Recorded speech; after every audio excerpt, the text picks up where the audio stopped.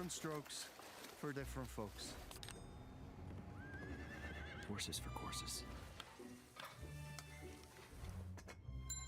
A matter of taste.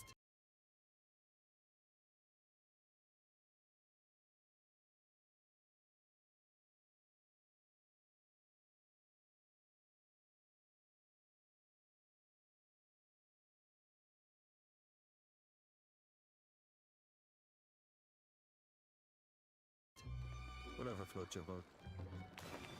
This is my taste. Diet Coke. Escape to Sky Mobile and get 6 months half price on selected plans. What's up, guys? Welcome back to Newswave. Well, yesterday, Nintendo took over the internet after dropping the Switch 2 reveal trailer at 8 a.m. right away in the morning. And, well, there are a lot of things we could take away from that, as well as things now to look forward to. We're going to go over all the fallout from that Switch 2 reveal trailer here today. Also, we're going to be talking about some software, as a certain game was also shown off, which makes a lot of sense if you look at the Switch sales charts currently. And we also had a report coming out of Bloomberg around Sony and how a couple of their key studios actually had games canceled. And some of these, I gotta be real, are just head-scratching. So if you guys enjoy these videos, make sure you hit that like button. Helps it a ton. And if new here to the Spawn Wave channel, make sure you subscribe down below. And of course, members to the channel do get Newswave early. If you would like to learn more about that, click the join button down below this video. And we're going to start today with Shuhei Yoshida, as he did talk with Kinda Funny during like a podcast and went over all kinds of stuff about the PlayStation business when he was there technically, as of course he's left now. And part of that had to do with the Vita, him sort of reminiscing and also reflecting on, well, what went wrong with it? We can actually see this posted up. This was posted by Genki over on Twitter X, saying the main reason that Shuhei shared was development resources were split and they didn't have enough studios to make games for 2 platforms. So they had to prioritize PS4 development. Now, they also went over some of the other reasons, like the memory cards, they're proprietary, which, yeah, pretty big mistake there. The back touchpad just not being very necessary, adding on to the cost of the system. The OLED panel itself on that initial run for the Vita 1000 with production costs, dev kit, etc., etc. But I do think the biggest thing is games generally define a console, and when you're struggling to make enough games for both because you are split between the two, yes, it's going to make it difficult to hold up both at once. And it's very obvious that the PS4 really gained momentum and they shifted focus completely to that. And that's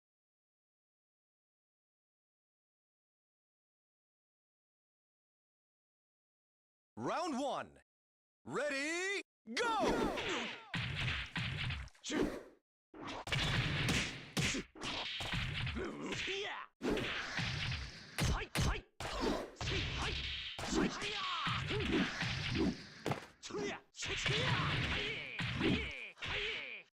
Knockout!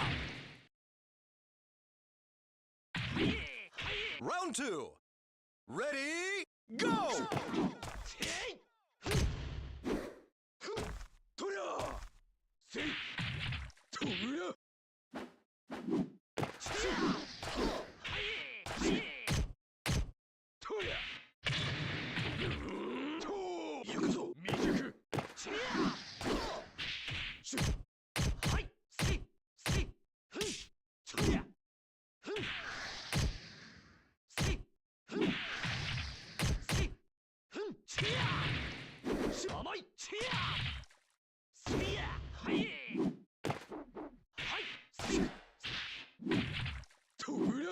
Knockout! Round 3. Ready, go!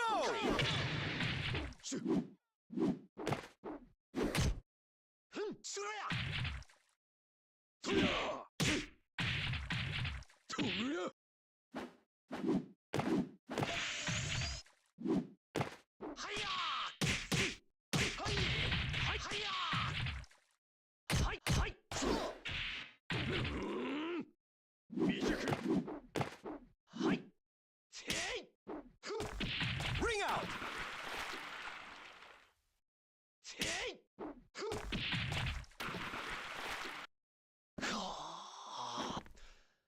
That's one of the reasons I figured they wouldn't attempt, that being Sony, a handheld again. until the handheld could just run the same games as the home console. And I think we're just about there, which is one of the reasons why in a few years we will see Sony at least reintroduce some sort of handheld, most likely to go along with the PlayStation 6. Also, while all eyes right now are on April for the big Switch 2 blowout event that we'll get to here in a bit, it looks like we may have something else to look forward to from Nintendo next month. This was posted up over on FAMF boards from PH Brazil and made the rounds very, very quickly, saying, thankfully the February Direct is just around the corner. This is not the first time that we've heard about the idea of a February Direct. I believe Brazil also had mentioned this previously, that there would be a Switch.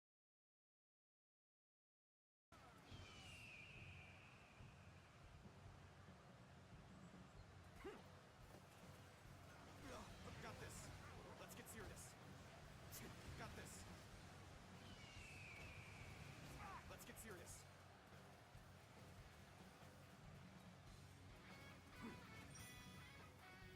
Oh, I'm loving it. Like playing. Our efforts weren't enough. It's actually incredible.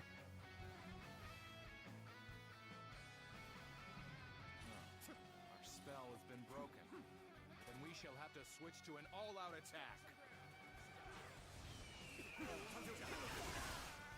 The spell is broken. Well done.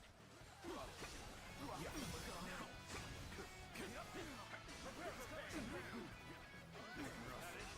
hate to admit it, but we're in dire straits. Forward march! The enemy officer has been defeated. So the volunteer force has done it. They really saved us. Now it is our turn. All troops, advance! Hunt down Zhang Bao! Now advance! The situation is Doing likely it, the our same on the friends. eastern front. Let us hurry. They will need our help. How satisfying to hear of the volunteer force's triumph, Kun. I'd like to see the faces of those who underestimated them. Don't get too carried away, Yuel. If we don't take down Shang Bao, then it will all have been for naught. I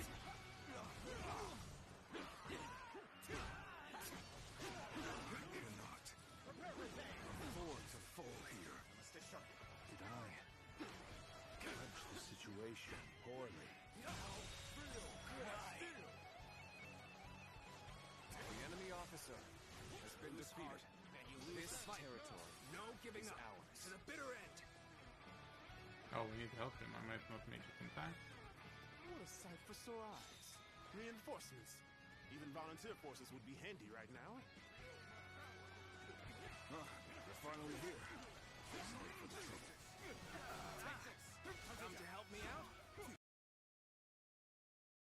One, I'll just say Switch 1 only Direct. And the thing with that, though, is technically that's also a Switch 2 Direct, since we know that these games are just backwards compatible physically and digitally, we assume, with the Switch 2. So anything you see there, I guess will even run better on the Switch 2. We're still unsure as to how all the fine details of backwards compatibility, but there are some loose ends we still need to tie up for the current system when it comes to something like Metroid Prime 4, that being a big one, and maybe, I don't know, ports of Prime 2 and 3, maybe that Wind Waker, Twilight Princess collection shows up, or just any other number of random games I'm sure Nintendo has to throw at the Switch as it's on its way out to make way for the Switch 2. Oh, and good news for Steam Deck users who wanted to get Final Fantasy VII Rebirth. This was shared over on their official account. It looks like the Steam Deck will indeed be supporting Final Fantasy VII Rebirth completely, as it is now fully verified, green check marks across the board. And I mean, this is great news in general. I know Rebirth is a game that certainly, we'll say, stretched the limits of the PlayStation 5 itself. It did, if you have it in performance mode, look like Vaseline was smeared on the screen, and then if you knocked it down into fidelity mode, it ran like it was underwater. So I am still curious to see how it'll run on the Steam Deck itself, and technically this does lean into the idea of Square Enix getting Rebirth working on lower powered devices compared to something like the PS5 or the PS5 Pro, for example, which then also lines up with the idea of technically the Switch 2 getting a rebirth port apparently next year, according to reports. And well, let's face it, especially recently, very recently, Nate's kind of been on it. And guys, with some of the quick news out of the way, let's get into the bigger stuff. Let's start right away with that Nintendo Switch 2 reveal trailer, as people were losing hope there, especially after, well, the day before, where people were wondering if Nintendo would make some sort of formal announcement that they would be revealing the system. They didn't. Instead, they really did shadow drop the Switch 2 reveal trailer, 8 a.m. Eastern Time, which would have been the same time as Newswave. I say would have been because Newswave did go up an hour earlier, which, I mean, complete accident. I meant to click 8 a.m. and I accidentally clicked 7 a.m. for the scheduling. And hey, you know what? Sometimes you just get lucky with it. Gave a nice hour buffer there. But anyway, the reveal trailer itself has exploded online, as you would expect. Finally, an official look at Nintendo's next generation device. Not one provided by somebody in a factory somewhere in China with AI backgrounds. This is the real deal. So we can take a look at some of the trailer here as we go over some of the key points. And this trailer itself, #1 trending, last I checked, had more than, I think, 11 million views at the time of this recording. So yeah, it seems to be garnering a lot of interest online.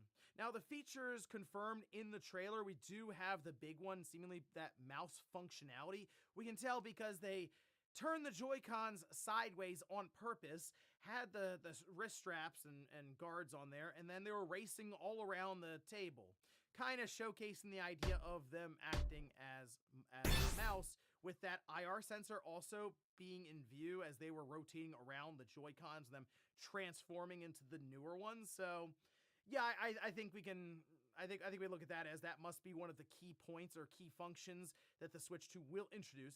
The idea of using it and playing maybe RTS style games, even, you know, just navigating the menu could even be just better in general. I'm curious if maybe one of the shoulder buttons at the top is touch enabled and you can use it as almost a scroll wheel. There's a lot of potential there. So we'll see. Again, Nintendo will be talking quite a bit more about this system in a couple of months. But, you know, the thing as I'm going through this, it's not really too surprising what we saw, right? Because of the leaks, and it mostly showed what we saw here in the video already. Now, there were a few things that were off with some of the renders, but they were very close. Something that seems to be leaving people scratching their head right now, the C button. It's not there. It's blank in the video. Now, is that just how it's going to look? A blank square?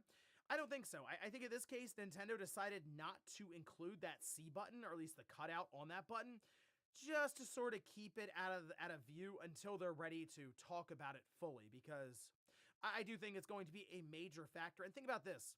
If we didn't know about that C button at all, what would we be talking about right now? We're talking about the mystery button that Nintendo did not acknowledge at all, has no markings on it at all. Like, we'd be going into this big blowout direct, and I assume then they would tell us, oh, it's a C button, here you go, it's going to transform further, and we'll engrave a nice little C here for you, and here's what it does. We also did see that second USB-C port that is on top, so we do indeed have one on the bottom, one on top, which until they show us maybe extra accessories or some creative, I guess, feature for it, I'm going to assume it's just, hey, if it's in tabletop mode, you can charge easier.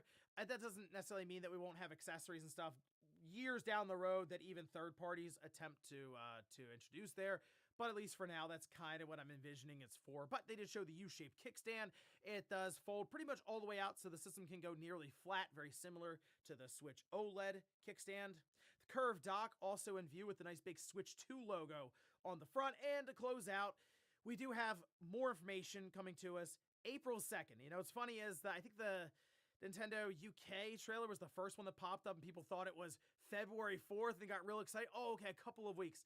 No, it's actually a couple of months. So, yeah, it is kind of a shame that we have to wait a bit longer to hear more about this thing, because now we know the next step are just going to be a massive number of games, and the fact that Nintendo has been doing a lot of these ports and remasters, we have to assume they got some big-time stuff ready to show. I don't know, like a big 3D Mario game. Round one. Or maybe a new Mario. Ready? Actually, you know what? Go! We'll get to that in a bit here. First, though, we had some other details, and Nintendo will be doing that again with this. So on their website, they have hands-on events that will be taking place. And they did this with the first Switch. I actually went to... Knockout! I think I said that that before. It was pretty cool. Went there and got a chance to play. Round In this two. case, though, over Ready, on their website, go! right now, we have some of the news marked. New York, Los Angeles, and Dallas are all the locations in the U.S. And then up in Canada, we have Toronto. So you can kind of see Europe, Oceania, and Asia all also have venues marked out with dates. Like running all the way up until June 1st, which has led people to believe that, okay, well, the hands-on experiences we assume would still be happening if the system was out, although I guess we could view it as maybe a marketing opportunity just to showcase the people in that area.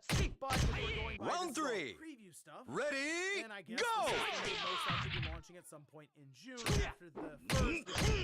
It's important to note that the way this is going to work, there's no purchase necessary. It seems to be like a lottery, so when the sign-ups, everyone gets their name in the hat, basically. Nintendo will go around, I guess they're going to Round do it by four. venue, so maybe you just Ready, go! and sign up for all of them. If you can get there, like fly out or travel, whatever, you can go to it. But I'll probably look towards the New York one, but I'm not really expecting to win because I've seen what happens with something like even just like the Switch. It's like crap. What do you think is going to happen with the Switch 2 after seeing what that reveal trailer did on Anyway, after all this went down, Nintendo stock did jump. Actually went up to a 52-week high for $50.77. Dr. Serkan Toto described this saying, investors were afraid of another Wii U situation where Nintendo tries to experiment or over-innovate but misses what users actually demand. So there is certainly some relief in the financial community about Switch 2. For this cycle transition, investors are hoping for a more iPhone-like iterative approach. Nintendo certainly delivered from that perspective. In after hours, the stock then dropped 5%, and I noticed that Machizuki said that investors there were hoping for something a bit weird or different, and it looks maybe a little too similar to the Switch, so all that's told me is investors in the market don't really know what they want. So there you go. Oh, and I'm sure the idea of the system selling out and being very, very difficult to get is on everyone's mind right now watching this, wants to pick one of these up. Well, it also looks like Nintendo, according to Bloomberg, is preparing behind the scenes to try to meet as much demand as possible in year one. This is posted up. This is over on My Nintendo News, citing Bloomberg, saying a new report suggests that Nintendo is very aware about the demand, saying they've prepared a supply chain network that will allow the company to sell more than 20 million Switch 2 units in its first year.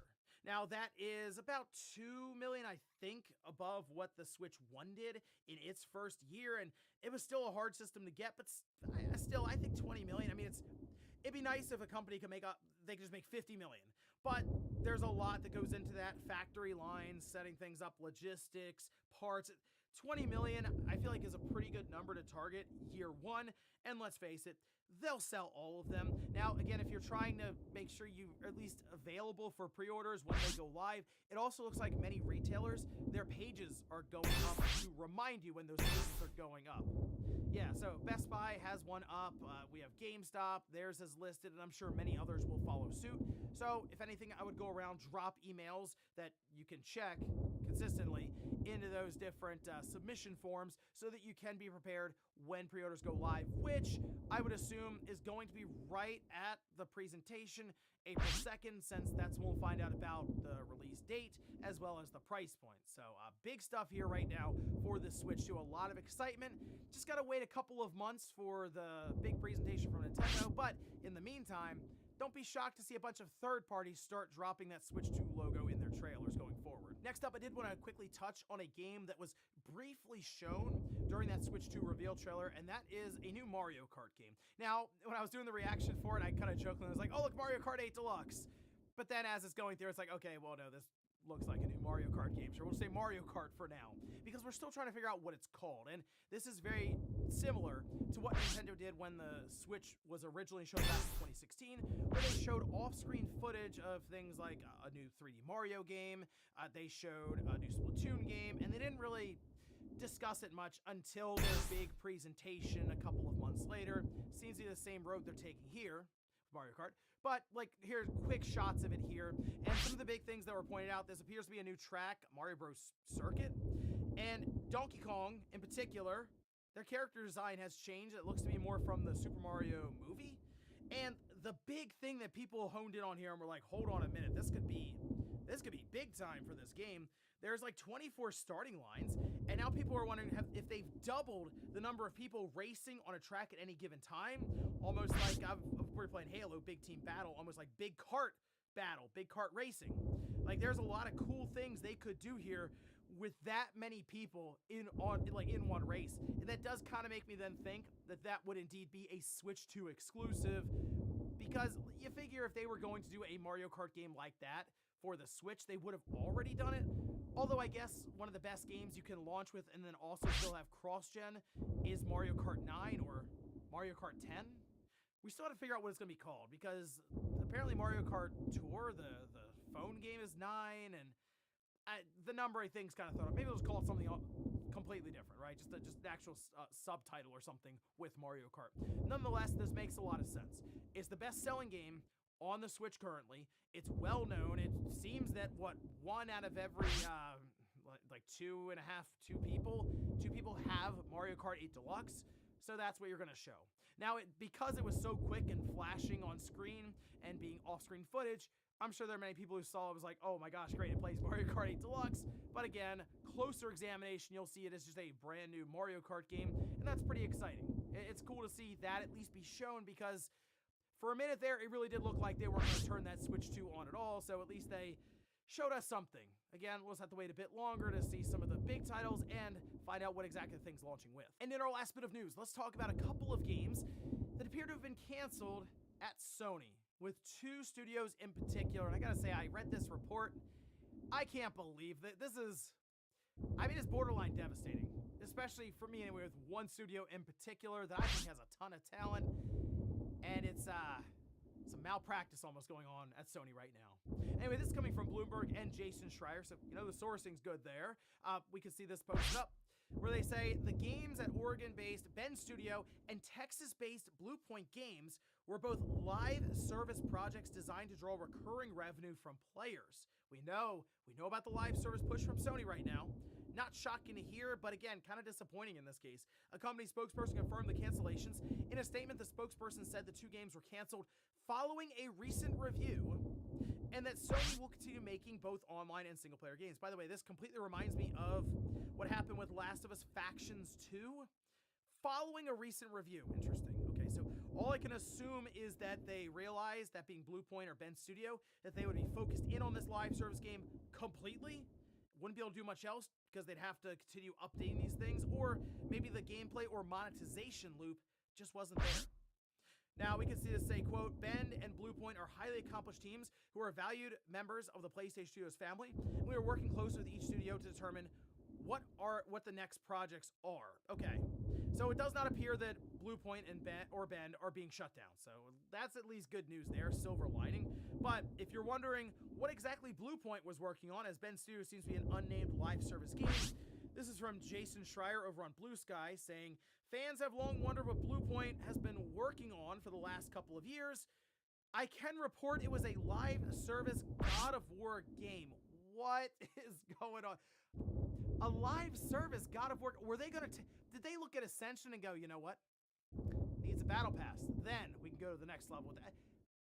Because you think God of War live service, immediately God of War multiplayer, but I just don't... The thing that worked really well with the past 2 God of War games is its narrative experience, and that leans in heavily to it being a single-player game. High-quality single-player game, right? And that's the thing here. I just don't... They were running support, apparently, on God of War Ragnarok from 2020 to 2022. And then 2022 to now, they're working on this live service God of War game up until the other day when it was canceled. That's what Bluepoint's been doing since Demon Souls? Why is it like there's so many other things they could have been doing, and this was it? I would have even preferred them to just be doing a remake or something. They could have remade Legend of Dragoon, and I'd be like, oh, you know, that's awesome. All right, cool. Let's see what they can do with that. It seems strange for Sony to pick up Bluepoint, bring them into the family, and then be like, okay, God of War live service game, that's the one. For a studio that's known to do some incredible remakes and remasters, even letting them do an original game, it's just baffling. But I guess going back years and years, this would have been like a Jim Ryan decision. But Herman Holst, Round one. He's running the show right now, Ready, so a lot go! of it's on him, and not a great look in this case. So the other problem, it's not necessarily the loss of money, it's lost time. If they're gonna start working on new projects now, guys, they might as well start working on PlayStation 16s. Well, we'll see them in 4 or 5 years with their new project that hopefully gets that door this time. And before we go to the comment of the day, we'll take a look at the Knockout! Game of the Year madness. We can see it is Stellar Blade against Silent Round Hill. two. Looks like Stellar Blade is taking Ready, 53%, go! 47%. Stellar Blade moving on, actually. That's another one I think to watch throughout this tournament. Knockout! Behind it right now, but I kind of thought Black Myth would have that too, and that fell Round to three. Indiana Jones, so Ready, I've put go! these together, and I legitimately at times, I have no idea who's going to win. So it's actually been a really interesting bracket so far. And we'll finish up with the comment of the day between him. This is from 14. It says Newswave is an hour early today. A bit thinking I was going to win. Yeah, I don't know. Again, put it up an hour early. It was strange stuff, certainly. We won't have that one time where the Knockout! who knows? Coincidence, I guess. Round four. Next time, maybe Ready, we'll hear about a direct go! Again, we'll see. Yeah, don't worry, I won't throw you off. Hopefully, when it comes to work-related scheduling, I know people tell me they set their clocks and with Newswave at savings time, which throws everything off again. But don't worry, we'll be back here today. Pretty much Knockout! Newswave. If you enjoyed this video, Round five. leave comments down below of Ready, everything. go! If you want Newswave, I'll leave it up in the card. Or maybe you wanted to see some of my initial reactions to the Switch 2 when it was first revealed, I'll leave that right below. Thanks guys for watching. And I'll see you Control. We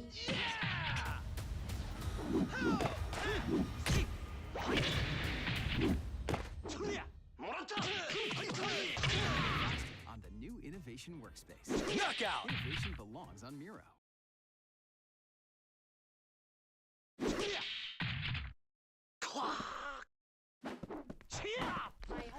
この強さが欲しかったのだ。 He doesn't seem to know he's sick. I can't understand you. I love you, Blade. Dad, you're scaring me. Wolfman in cinemas now. Do something big. Work with small children.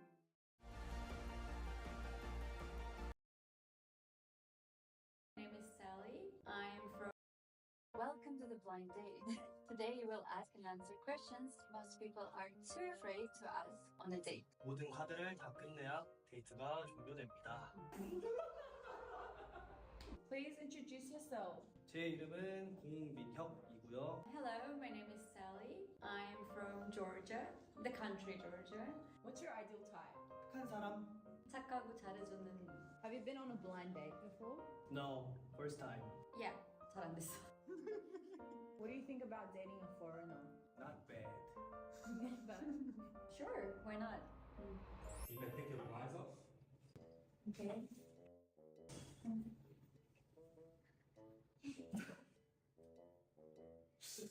Nice to meet you. 안녕하세요.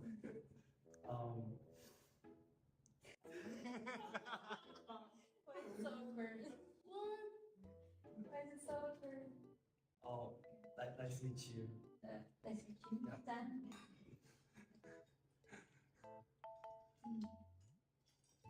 It's good. 네, 서로 소개해 주세요. My name is 민혁. Yes, and I'm 27 years old. Oh.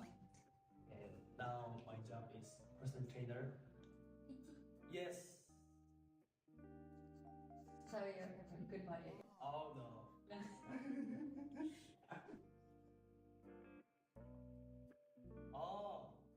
이제부터 말 놓기. 이제부터 말 놓기. 아, 반말.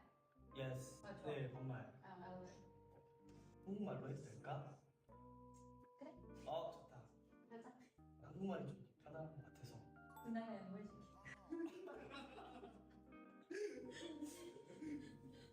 그러면 누나 차례? 아이를 원하나요? Do you want to have a baby? 아이를 원하냐고요? 아이를 낳고 싶어?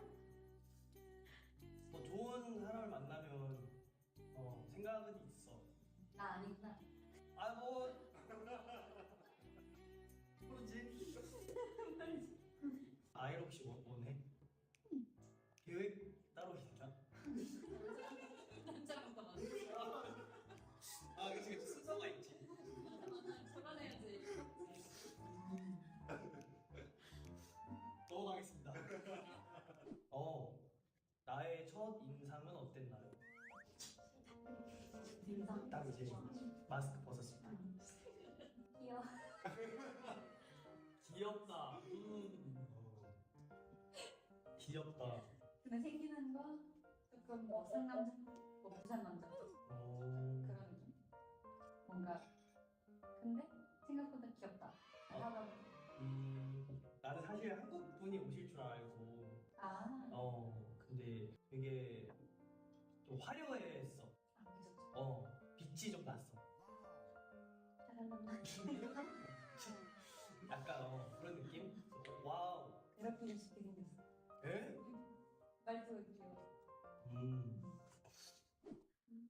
되게 낮저 밤이 나디 방정. 이게 제가 하는 그거. 낮에 찍어 밤에. 그치. 둘 다 이기는 게 뭐야? 나 이거? 나디 밤이? 처음 들어보는데? 나 그걸로 알게. 나는 그러면은 나 낮저 밤이지 않을까? 낮에 찍어. 낮에 왜 접근데? 나는 다 보통 이제 배려하고 다 맞춰주고. 스윗한. 그치. 밤에는 어떻게 얘기해? 밤에는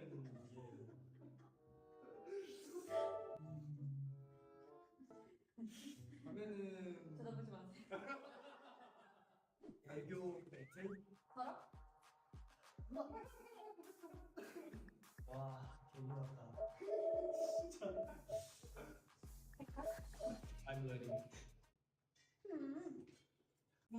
Double kill.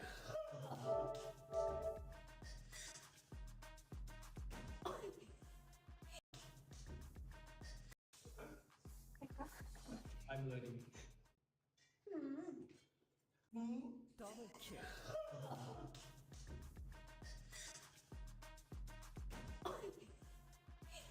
귀여운데? 와. 난 좀 추워요. 맛있습니다. 에이, 헤어진 후 다시 만나 붙잡기.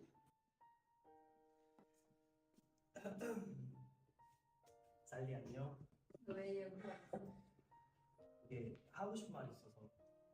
지금 남자친구 기다리고 있는데. 남자친구가 있었어? 너만 기다릴 줄 알았어? 얼마나 만났어? 너랑 헤어지자마자 다음날. 근데 어제 헤어졌잖아.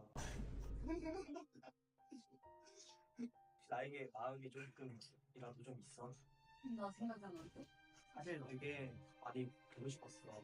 하루밖에 안 됐지만 다시 한 번만 생각해 주면 안 될까? 너무 큰 실수를 했잖아. 그치. 너무 큰 실수를 했지. 난 그 남자랑 봤어. 마지막으로 다시 한 번만 생각해 주면 안 될까? 나 파란빛 거는 여자랑 편집해 남자랑. Take the kids away in 2025, but make this year the best one yet. Now that the festive period's out the way, it's time to start thinking. 술을 너무 많이 마셔서 제정신이 아니었어. 근데 그건 오해야. 바람 핀 게 아니라 잠깐 대화를 나눈 거였고. 몸으로? 일단 주짓수를 좀 알려주느라 그래 보였을 수 있겠지만. 그게 주짓수야.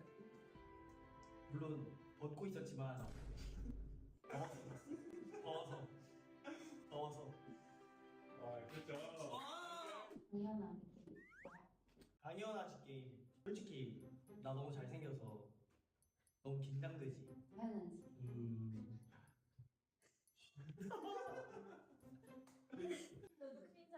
안심しろ.すぐに終わる。怪我しても知らないわよ。 Round 1. Ready, go!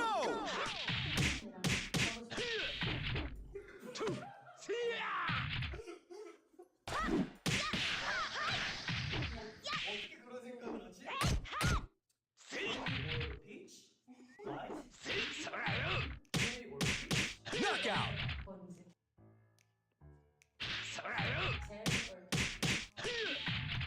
Round 2. Ready, go!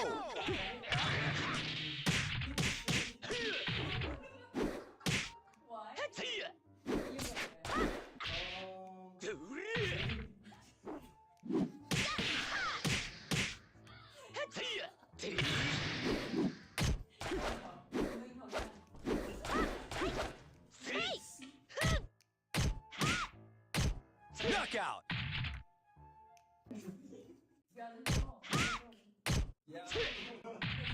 Round 3. Ready, go!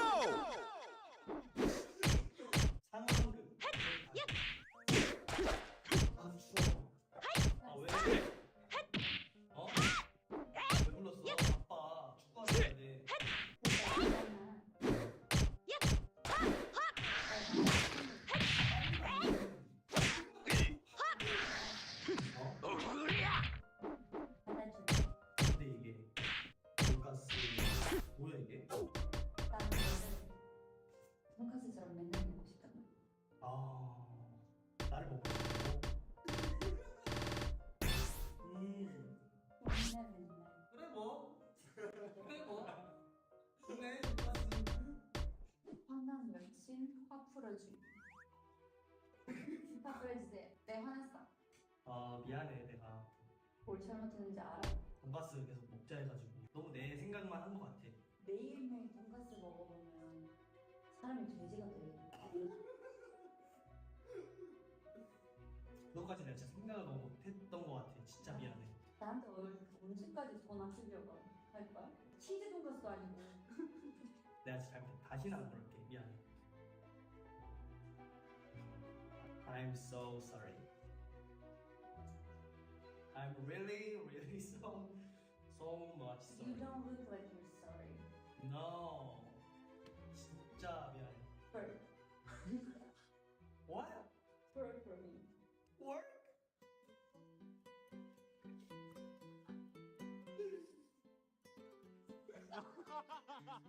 최선이었어.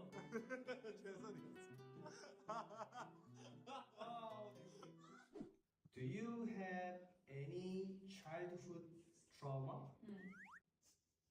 Oh. Do you have mom issues or daddy issues? What? Do you have mom issues or daddy issues? Shoes? 아니야. 뭐 트라우마 같은 거 있냐? 어릴 때부터. 내가 질문하는 건데. 아, 진짜. I have some like Yeah. maybe I was very maybe I was my first child, so I had a lot of pressure to be perfect, you know. 첫 like you know 첫 딸. 아 첫째. 첫째니까 아. 부담감. 그래서 뭐 공부도 잘해야 되고 너무 완벽주의자니까 아직도 완벽주의자의 경력증이 있어. 그래서 해봐야죠. 뭐 이거 형제들은 다 그렇겠지만은 형한테 엄청 맞았어. 아. 그래서 그것도 있을 수 있어. 그래서 이렇게 올리면 이렇게 아. 반사신경 좋아졌어. 지금? 아 누가 이렇게 하면 이렇게 잘 피해? 그치 잘 피해. 많이 맞았구나. 많이 맞았었어. 그것 때문에 다른 뭐 맞는 거 좋아하거나. 그건 아니야. 그런 거 없어. 그건 아니야. 그럼 때리는 거. 그건 아니야. 이렇게 플러팅 게임 미션. 플러팅. 아. 플러팅 들어가. 많이 맞았구나. 많이 맞았었어. 그것 때문에 다른 뭐 맞는 거 좋아하거나. 그건 아니야. 그런 거 없어. 그건 아니야. 그럼 때리는 거. 그건 아니야. 이렇게 플러팅 게임 미션. 플러팅. 아. 플러팅 들어가.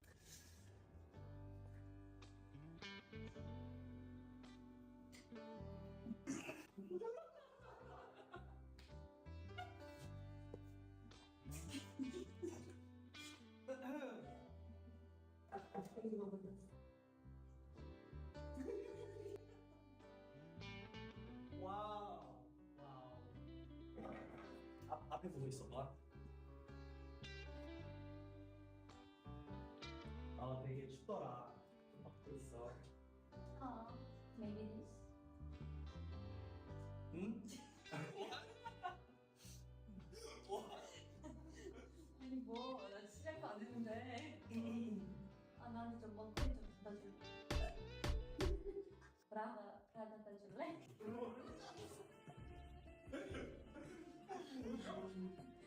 여름 거를 잘했어. 아.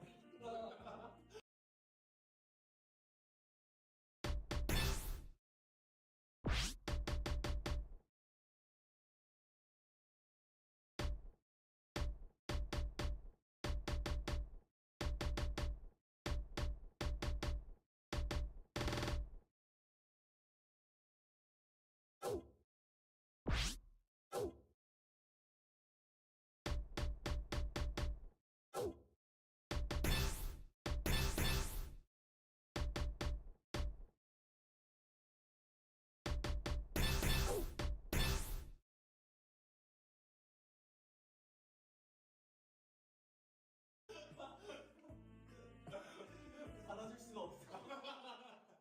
내 차례인가? 응. 가까이와 게임. 그 뭔데 뭐래? 가까이와 게임. 가까이와 게임 뭐예요? 가까이와. 가까이와. 가까이와. 가까이와.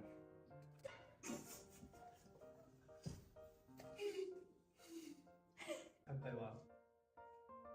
You have to say 가까이와. 오케이, 가까이와.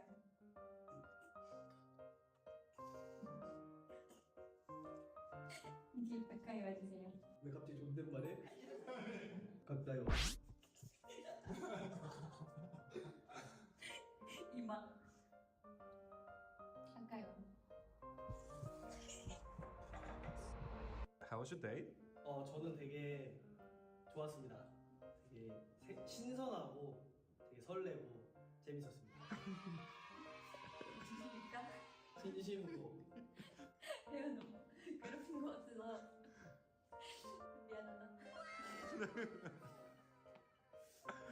So, are you guys going on a second date? Nobody asked me. Nobody asked me. 따라하지 말라고. 어디로 가실 거예요? 클라이밍 하러 갈게. 클라이밍 좋습니다. Okay? So, you said you don't know foreigner. Who is she? Just. 이태원 같지? No.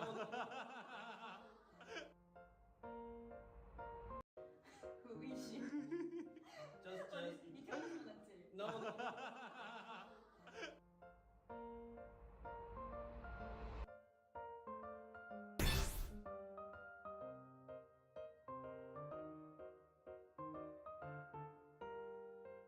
What was your favorite moment of the day?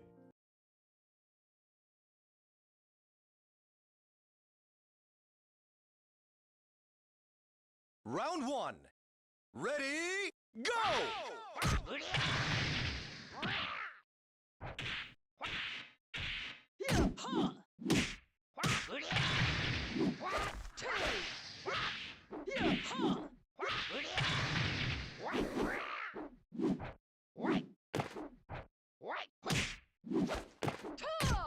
Knockout!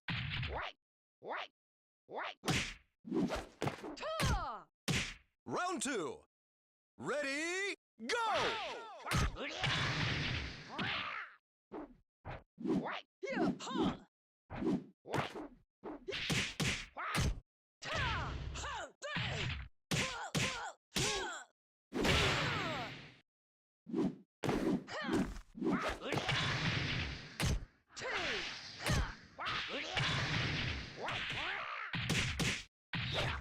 Knockout! Round 3. Ready, go!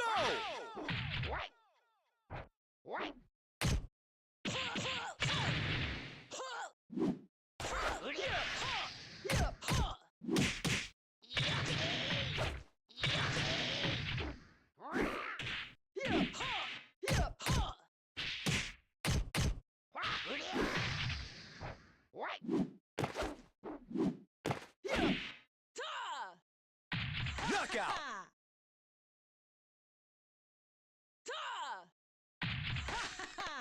Round 4. Ready, go!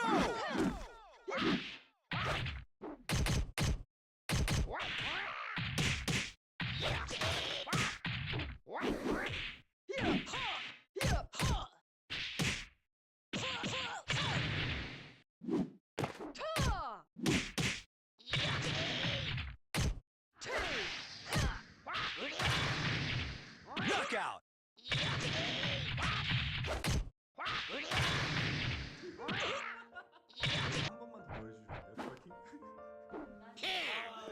오늘 유단시다자로. How about you guys twerk together?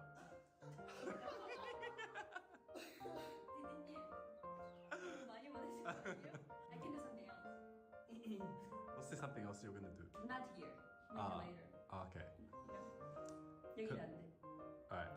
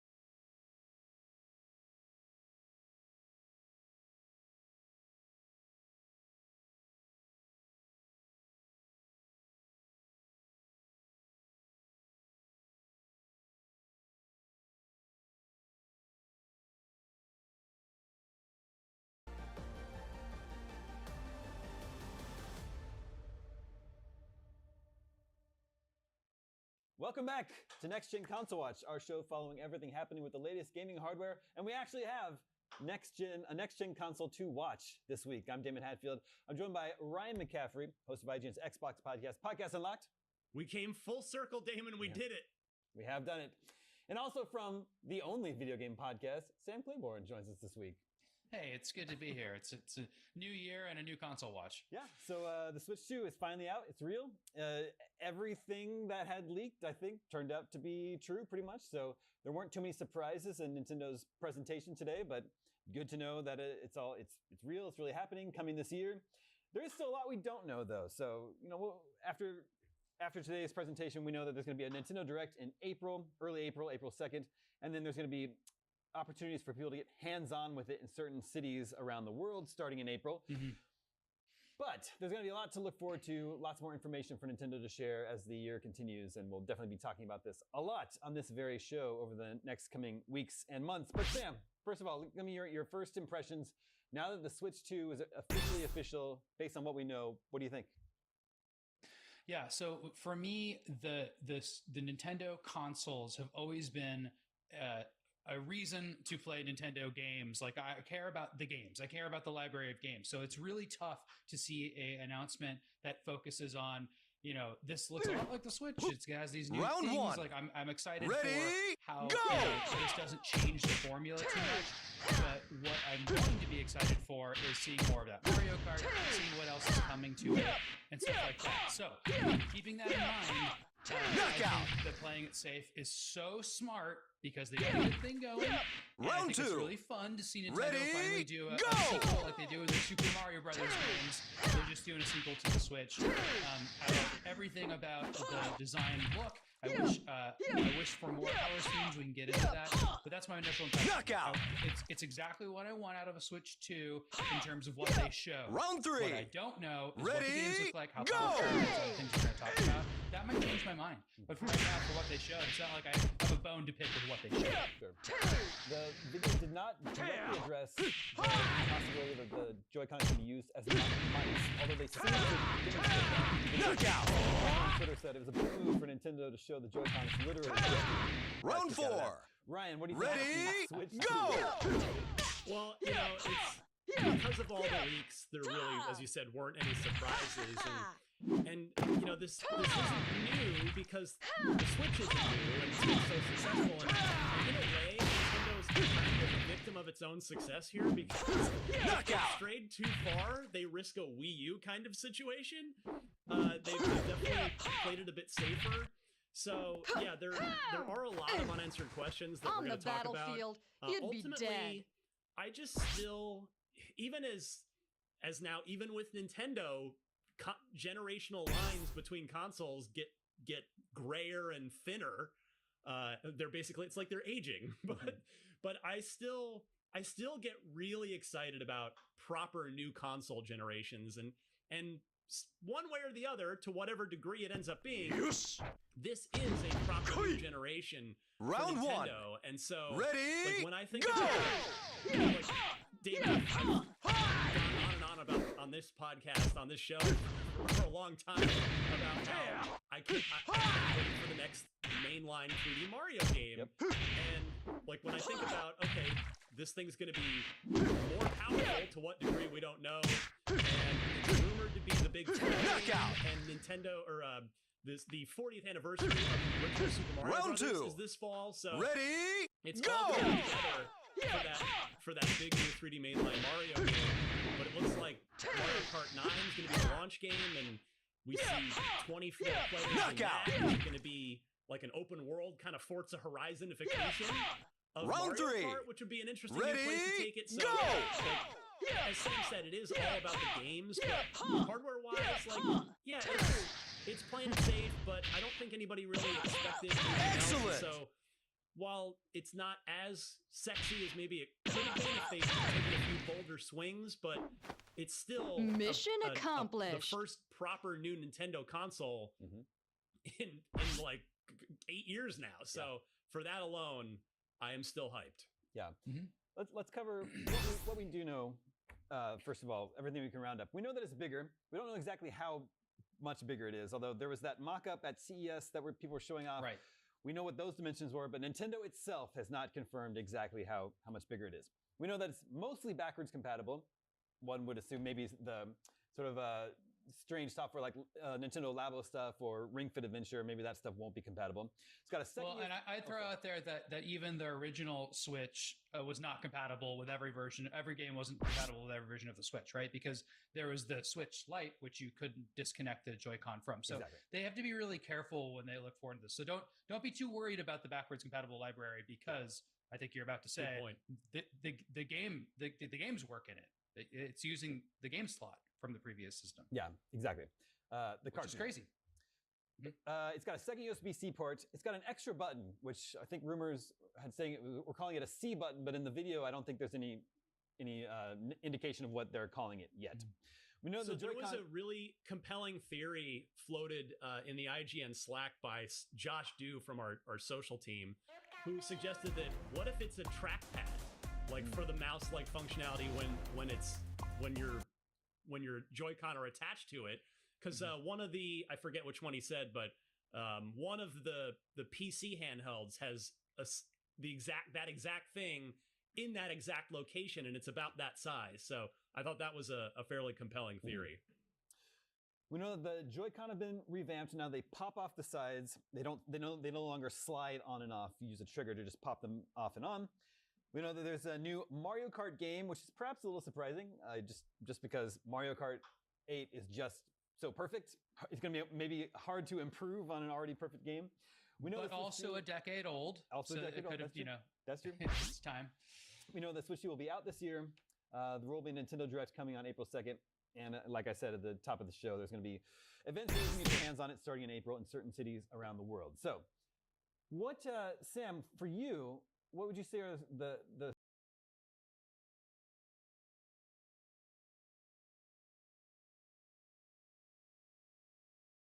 Round 1. Ready, go!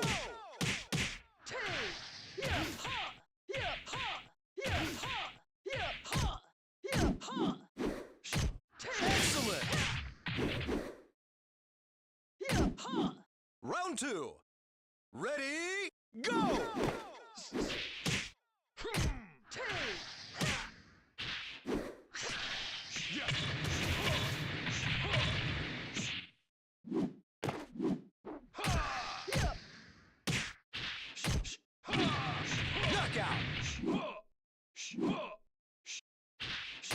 Round 3.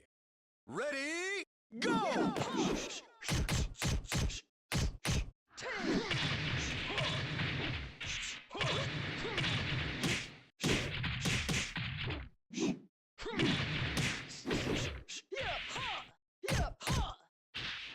Knockout! Round 4. Ready, go! Take this!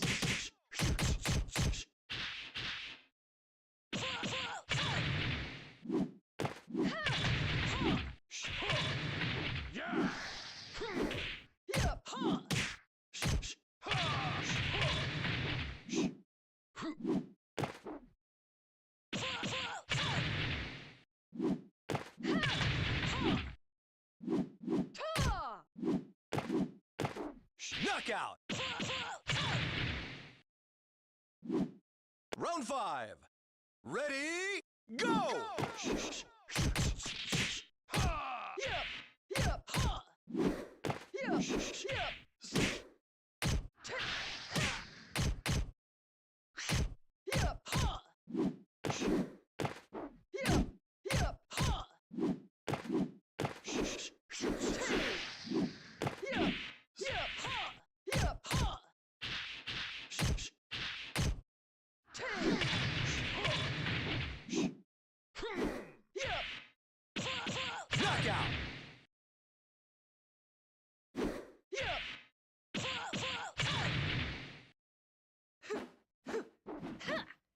You're no match for me.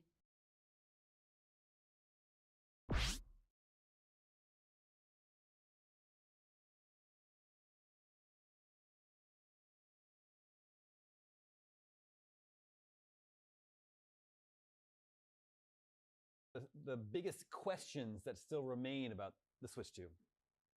Sure. I mean, it's definitely, as I mentioned, what games are coming out. I'm very curious about its ability to play contemporary ported games. So is it in 4K? Can it play, all of these games I'm excited about coming out for the next couple of years. Switch was able to keep up for a little while, and then it was able to display other, games okay. Like we kind of got later on Dooms and stuff like that, we're always like, whoa, that's coming to Switch. Like that was surprising. Those days have really fallen off now. So like how much can this hold on to the kind of current console generation games, or maybe even last generation, which is a lot less exciting. Very curious about that. And then, of course, I want to see what's under that Joy-Con controller side. Like, what is that side doing? They of course, are showing it running around like a little mouse or like an actual drifting car. You know, it's doing that, but you see both sides of the Joy-Con they show have that little, what looks like a little optical lump. And, you know, whatever that is interesting. Now, remember, the Switch also, and speaking of being backwards compatible, this might not have this, was able to do things like have an infrared ray that it shot out because it could see your hand positions for like WarioWare and maybe one other game. Like, barely ever used that. Like, that might be gone now. This might be just a simple replacement for that. Like some kind of rudimentary camera where you can look at stuff, you know, scan stuff or something like that. I have no idea, but really, really excited to see if you can use this as a mouse, because of course that opens up shooters and stuff like that. So that's what I'm excited about. You know, what's inside and then what's on that side of each controller.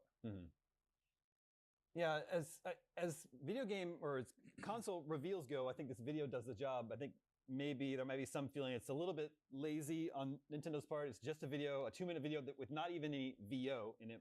And there's not even people at a party on top of a building. I mean, that's what I thought we'd get, right? Exactly. Nobody's having fun in this video. No one's having fun. They don't address that new Donkey Kong. They don't address the stick drift issue. However, they do show.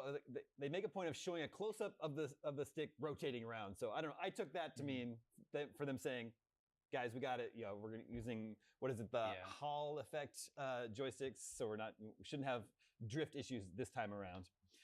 Ryan, as the weeks and months roll on this year, what are the questions that you want to have answered about the Switch 2? Well, there's sort of hardware stuff, software stuff, and bigger picture stuff. Like on the bigger picture, obviously battery life, although I guess that's more hardware, but price, release date. And on the release date side, like it's got to be pretty soon. I know the rumors are heavily suggesting not before June. But June would still be pretty soon. But if it goes much further than that, like Nintendo's gonna Osborne the Switch 1. Like starting now, I guarantee that Switch 1 sales are going down. Like the little arrow on the graph is plunging downward as word about Switch 2 gets around. So I just don't think they're gonna let this go for too long, especially if the general public is going to get to play it in April at these Switch experiences. I don't know if Damon or Sam, if either one of you remember if Nintendo did something similar for the Switch 1 in late 2016, early 2017. Because they definitely did for the Wii U. They did a large tour for the Wii U, and you know we all got to play it in public. Like that was a public event. I think they did one at Fort Mason in San Francisco. How long before launch was that, if you recall? I don't know. It could have been after launch. Now, in hindsight, so, like, this is pretty unusual to do kind of a tour. This is what's replacing E3 though, right? Like it used to be that press and everybody could play it, and then for a little while, public could play it like PAXs and stuff like that. Yeah, you know, like there were that type of preview opportunities before, so they're just taking control of that. And by the way, Ryan, that's a really good point about the release date. Clue though is that these events are starting. What is April, right? Yeah, that's when they're starting. And so the hardware's done, and whatever game or games, it's probably going to be more than exactly. Mario Kart. I was going to point that out too. Those games are going to be done or really, really darn close to it. So hopefully it is going to be June, and it would just seem weird if it lingered on that much longer. But I also wonder, is Nintendo going to raise the prices of their games? Sam, you mentioned 4K and upscaling. I want to know if, say, frame rate boost on Switch 1 games is going to be a thing that happens. Like, you know, smooth out Zelda Echoes of Wisdom, which I'm still playing through. You're saying without like an update, right? Like, so it's like this isn't like a hardware native update. Yeah, like are we gonna see that? The full extent of that potential mouse functionality. So can I play first person shooters like the rumored port of Halo the Master Chief Collection to the Switch 2? Man. Can I play that basically with mouse, the Joy-Con mouse? Because that would be awesome. And real-time strategy games like Civ 7 is about to ship, and I'm sure 2K will probably bring it to the Switch 2. So that's definitely a question.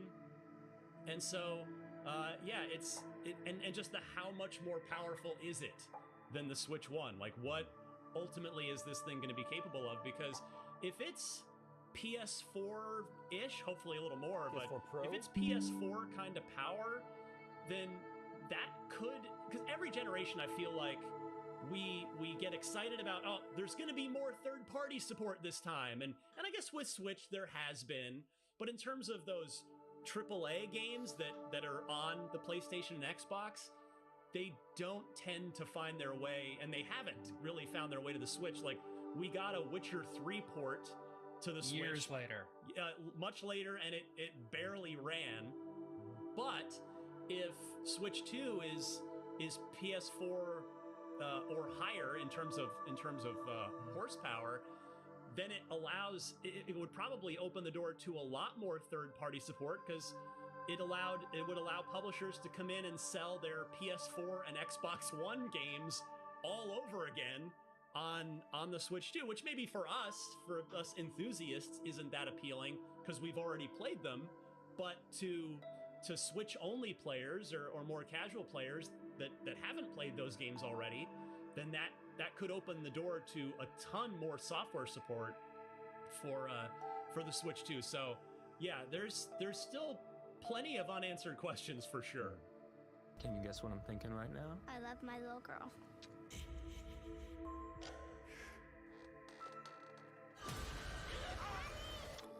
Hello, can anyone hear me? We were attacked.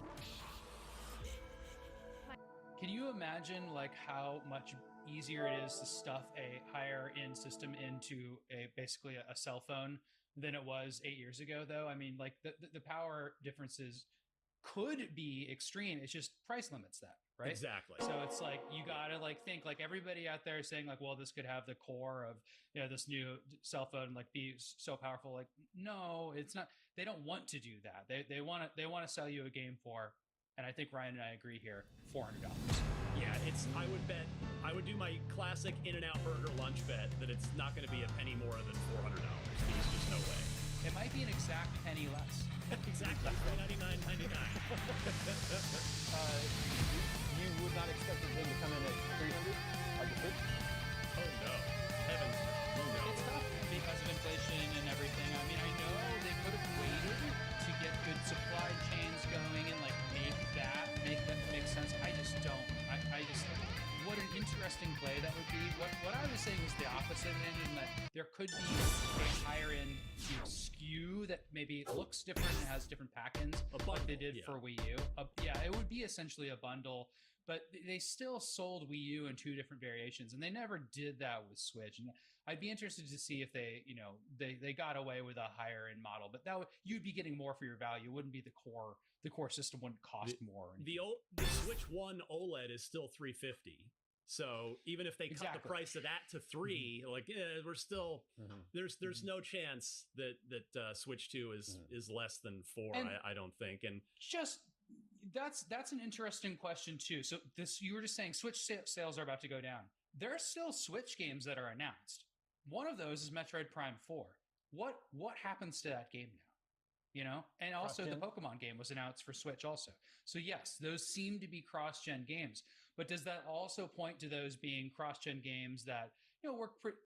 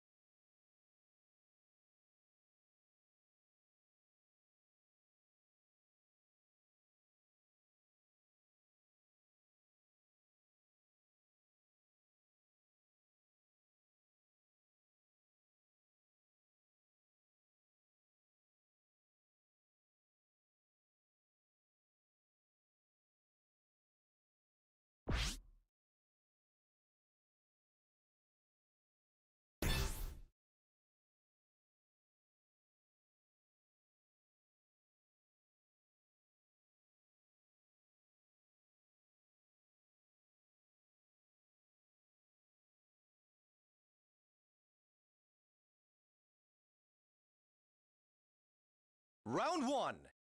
Ready, go!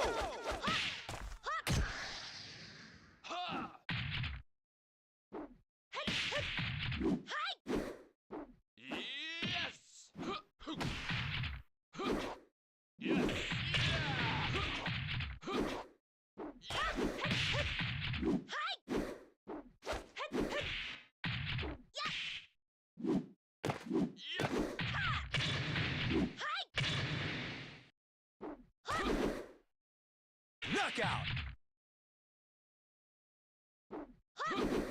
Round 2.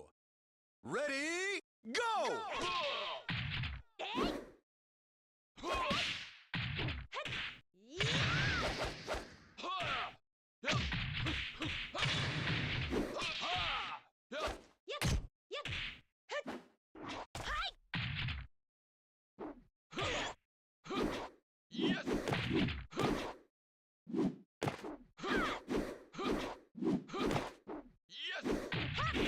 Knockout! Round 3. Ready, go!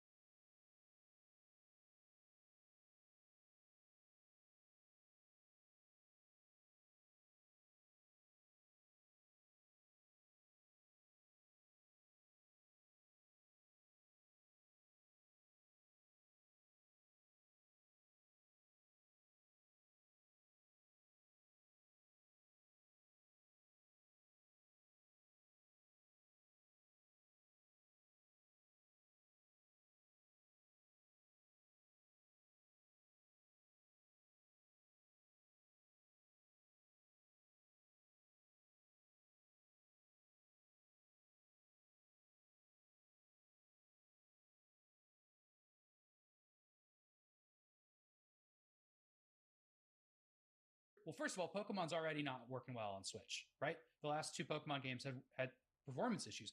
So they're going to put a Metroid Prime and a Pokemon presumably on Switch and on this new system. I also think that indicates that like they're not going to want to run out the Switch for that much longer. So those are probably this year games. That means we're looking at, you know, a Pokemon, a Metroid, a Mario, and a Mario Kart all in launch year. That is a video game system launch year. Well, like that would be incredible. And really, they have to come out swinging, Sam, because you know, and they did with Switch One with Breath of the Wild as a day one launch game, and then Super Mario Odyssey as like 6 months later as the big first holiday game. But they have to do that again. They have to swing that hard again, because before it was just, hey, we've got a new system that's way better than that Wii U thing we're all going to forget about. It's not the Wii U is what mattered then. But this time they have to convince people to upgrade. Like we talked about, it's a similar looking device that's somewhat more powerful. We don't know how much yet. But and like you said, there are going to be cross-gen games. So it's like the Switch is I believe now the second best-selling console of all time. And that's like, you have to convince those Switch owners to upgrade, and you don't do that with cross-gen games. Like, I get, okay, Metroid Prime 4 is going to be cross-gen, but like Mario Kart 9 isn't. I mean, the next 3D Mario isn't. Like, they need some huge Switch 2 only games to convince people to buy the new hardware. Yeah, what you were describing, Ryan, is the exact problem that we saw with the current gen, you know, PlayStation 5 and 4, right? Well, I can just play God of War Ragnarok and Horizon Forbidden West on my PS4 Pro, right? Yep. So it's looking like the Switch 2 is Nintendo's most iterative and least revolutionary console, right? Like they're first of all, with naming it Switch 2, they avoid the pitfall that they had with the Wii U, where a lot of people didn't understand it was a brand new console. They thought it was some kind of an accessory for the Wii U, right? PlayStation has had great success just using the next number for the next console, so it seems like they're being a little bit savvy with that. It's also it's the first time in their history where it's just the same console, a little bit bigger, a little bit more powerful, and the ergonomics of it have been reworked. It's not like going from the Super Nintendo to the Nintendo 64 to the GameCube to the Wii, right? Where everything is completely different. No, it's more like the Nintendo to Super Nintendo generation, or the Game Boy to Game Boy Advance generation, or a little bit less like this, but like the 2DS to 3DS generation, right? The Nintendo DS to 3DS generations. Those are we're playing it safe because we found something that works. Now, one thing that really made people mad about the Nintendo to Super Nintendo generation that I know a lot of people won't remember, but it was very much in the news at the time, was that the Super Nintendo couldn't play Nintendo games. Yep, parents are really mad. And parents were so furious. And Nintendo's gone back and forth on that over the years. You remember the original DS could still play advanced games, but they at that time said, but we're going to keep the Game Boy Advance on the market. We're doing like a 3-pillar strategy with GameCube, DS, just in case the DS fails, and Game Boy.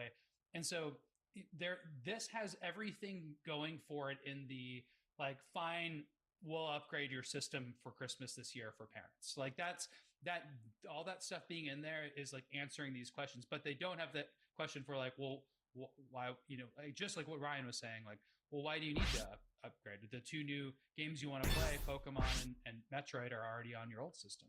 Well, and you touched on this, Sam, is how long does Nintendo keep the Switch 1 around in any form, whether it's OLED, base model, or Switch Lite? Because interesting, you've got to figure with, assuming Mario Kart 9 at launch and then the next mainline 3D Mario game, presumably for the 40th anniversary of Super Mario Brothers in the fall, are Switch 2 exclusives, you're not going to want to be actively marketing and selling the Switch 1, because you're going to end up with unhappy customers who buy the Switch 1 and go, why can't I play the new Mario Kart or the new Mario game?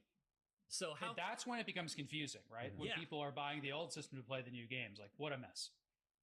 Maybe they'll do what they did with the end of the Game Boy Advance generation and make Switch into a micro, and it'll be this little tiny pocket-sized Switch. It's really too small for anyone to play comfortably.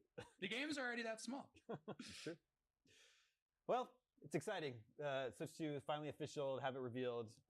It just means this show is going to have a lot of fun, interesting stuff to talk about over the next coming weeks and months. Last week we were talking about Switch 2 rumors. We ran a poll on IGN asking you, what rumored Switch 2 feature are you most excited for?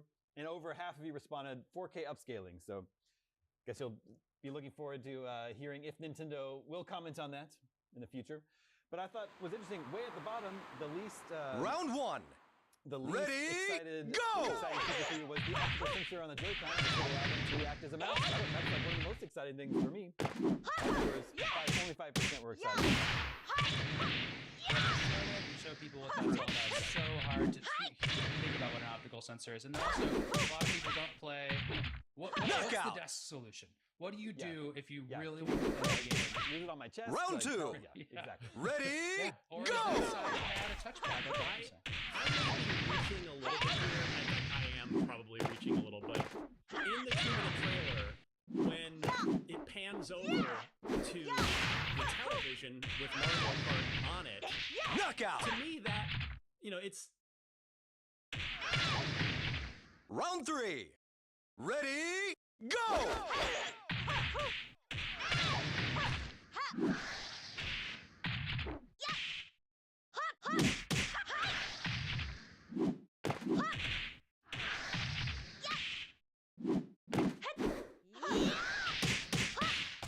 Knockout!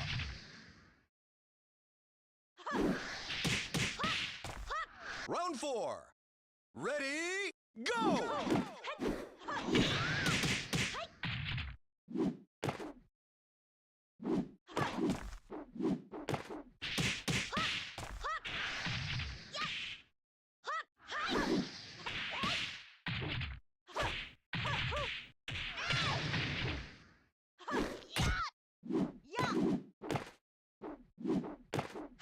Knockout! Round 5. Ready, go!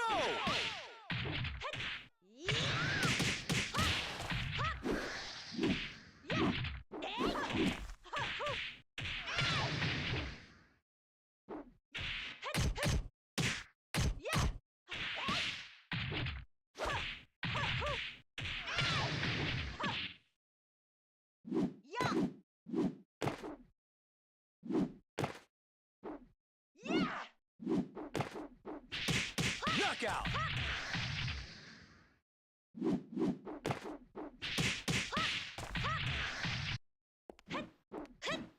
It's like a big flat screen TV.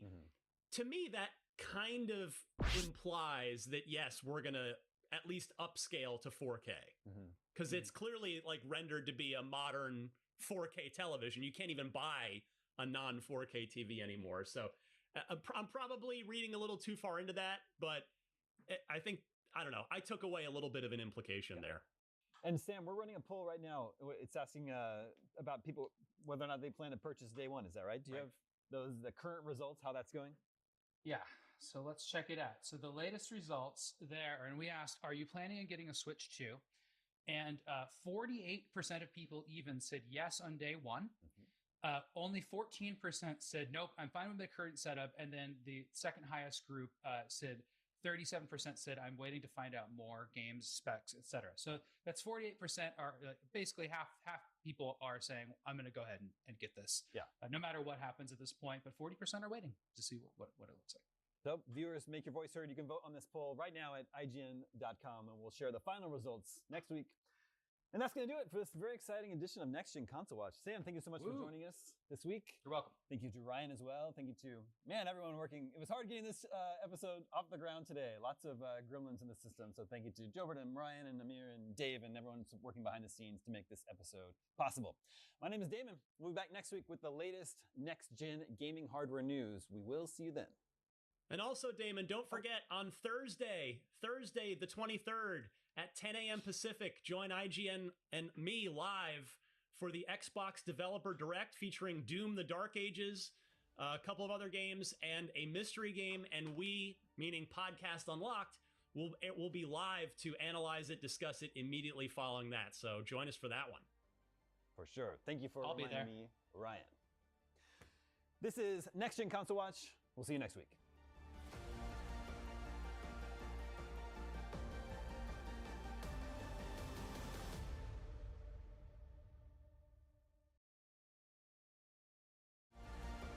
Lovely young man here. He's gonna try to riz you. Are you okay with that?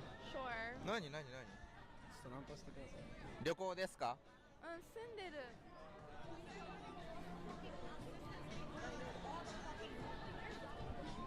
Is he fumbling right now or like? Yes, I think so. Damn. Listen. What should he do?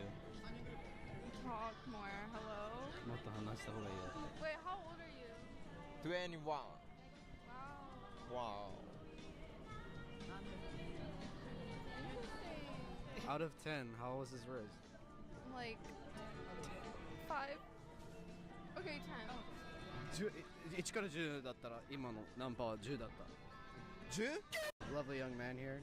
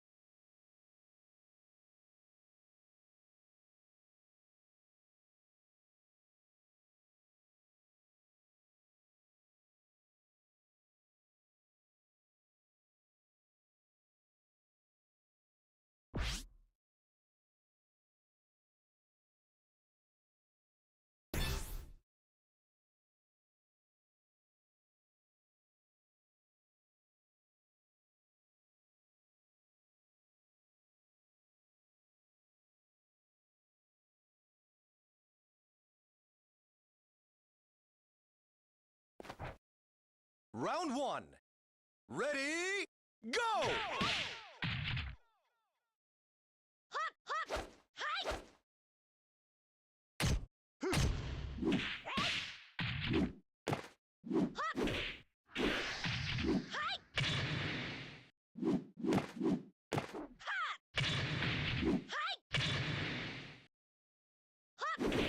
Excellent!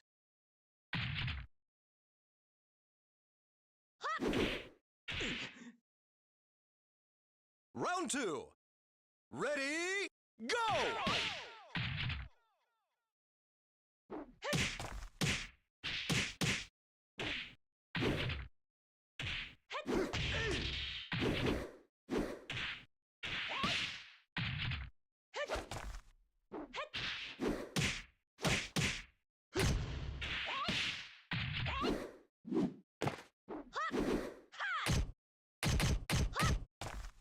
Knockout!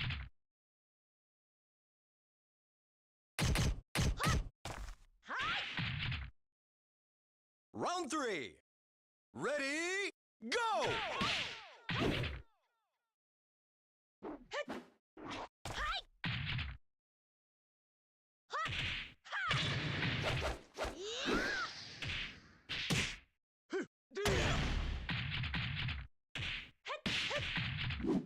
Knockout!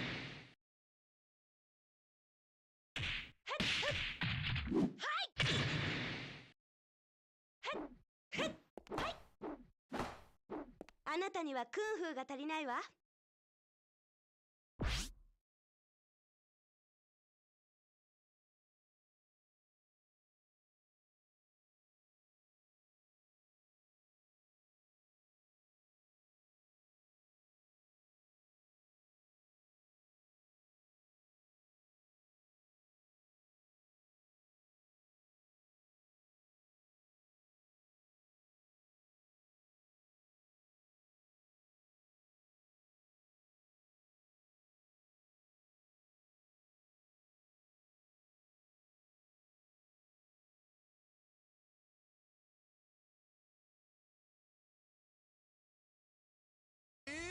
Go!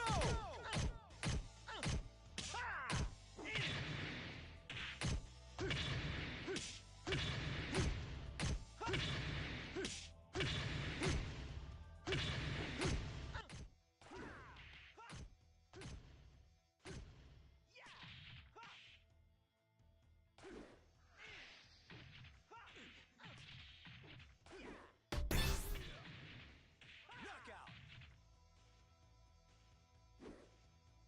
Round 5. Ready, go!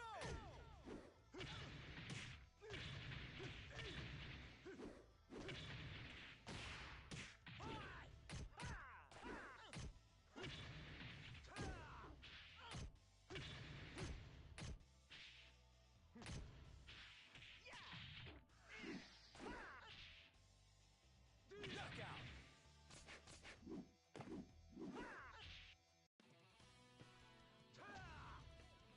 対戦したくば来い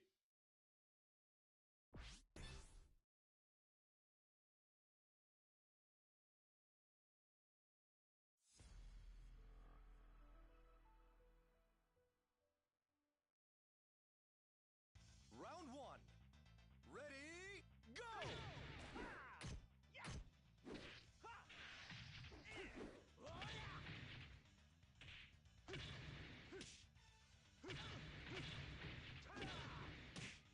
Knockout! Round 2. Ready, go!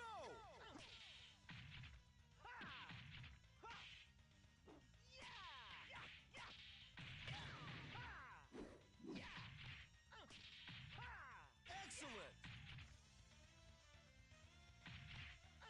Round 3. Ready, go!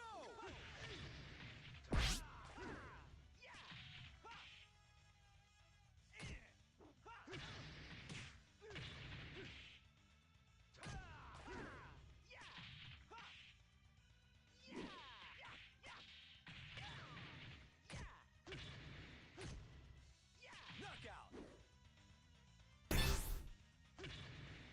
Round 4.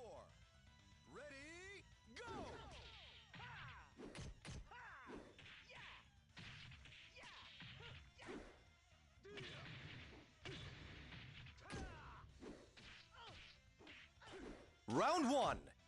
Ready, go!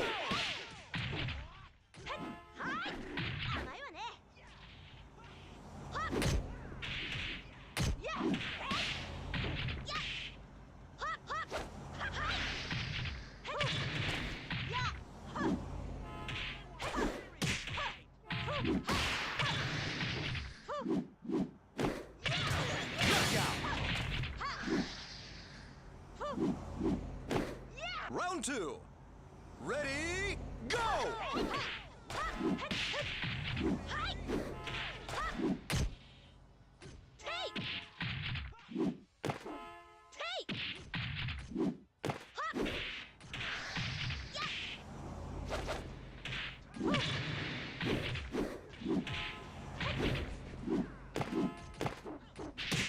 Knockout! Round 3. Ready, go!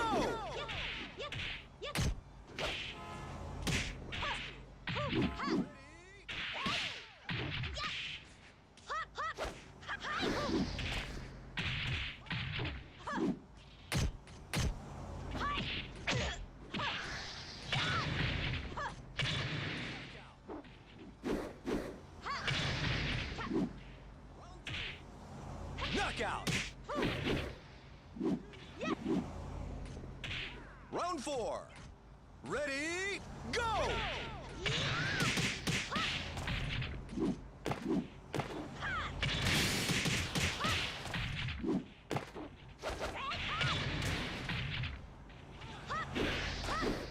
Knockout! Round 5. Ready, go!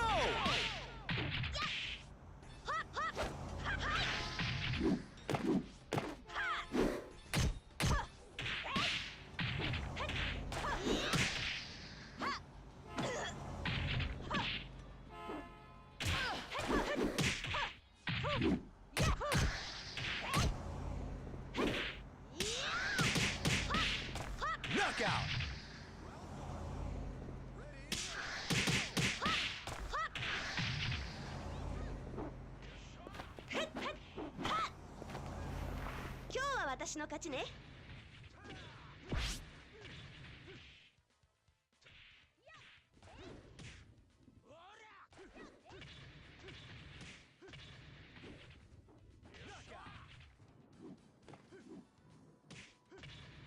Round 2. Ready, go!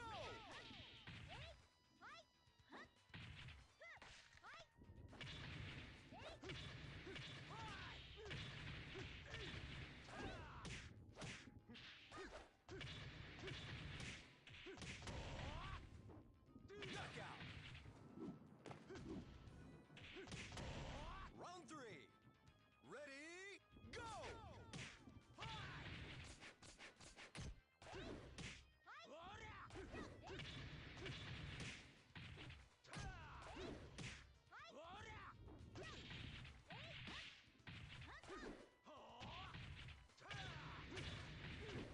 Knockout!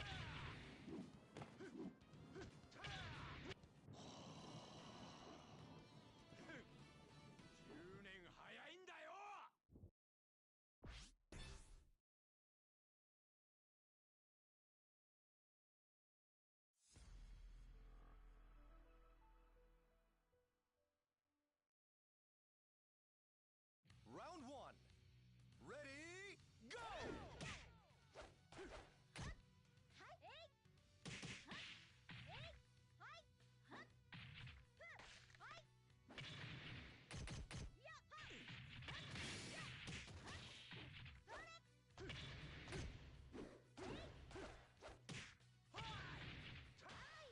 Knockout!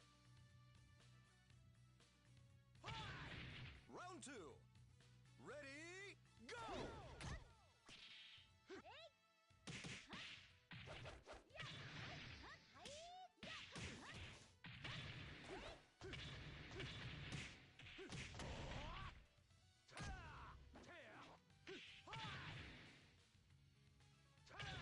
Knockout!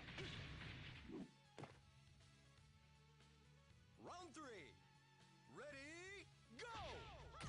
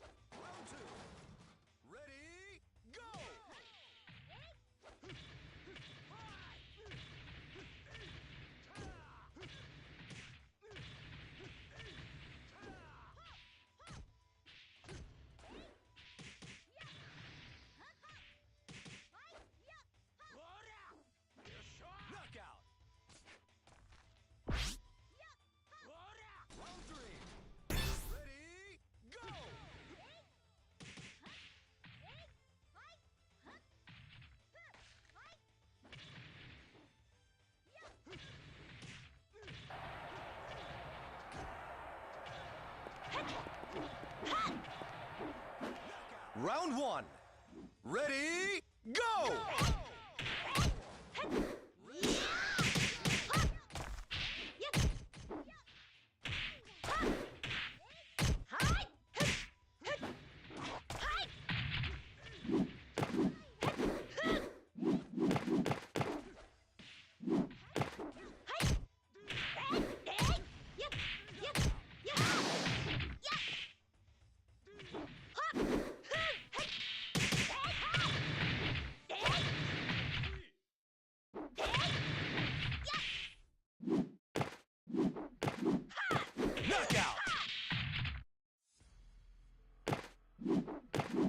Round 2. Ready, go!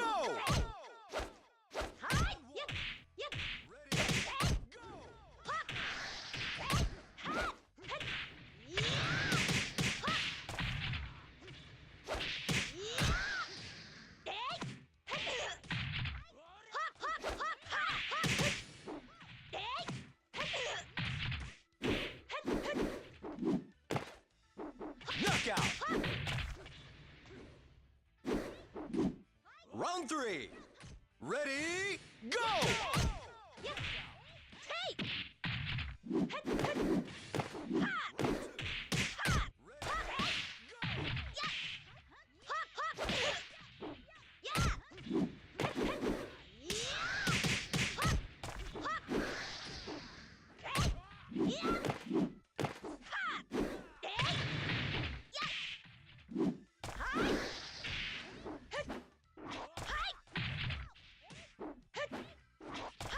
Knockout!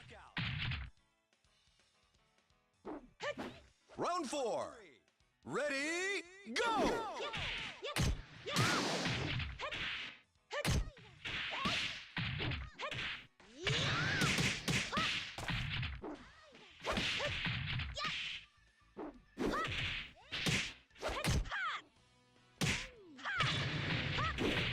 Knockout!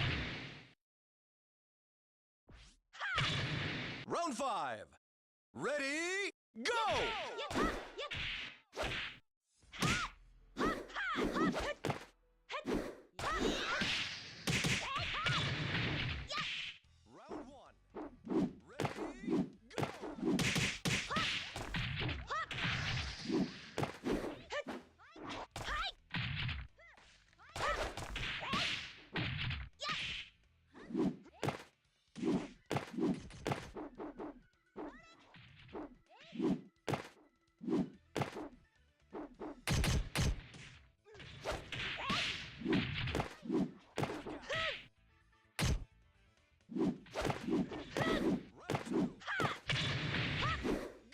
Time's up!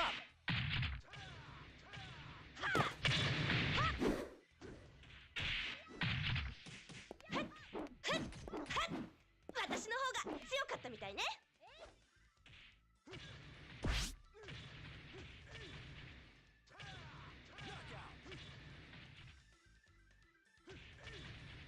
Round 3.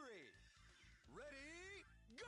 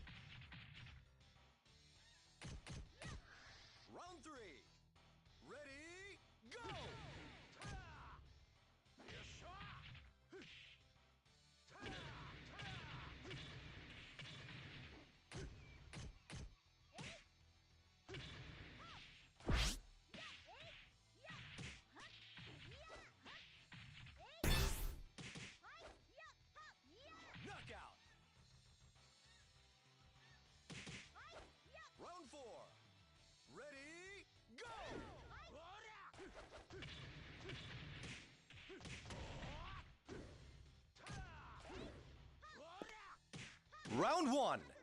Ready, go!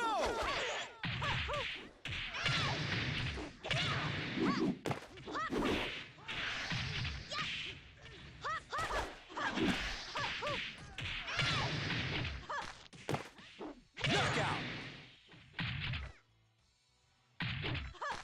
Round 2. Ready, go!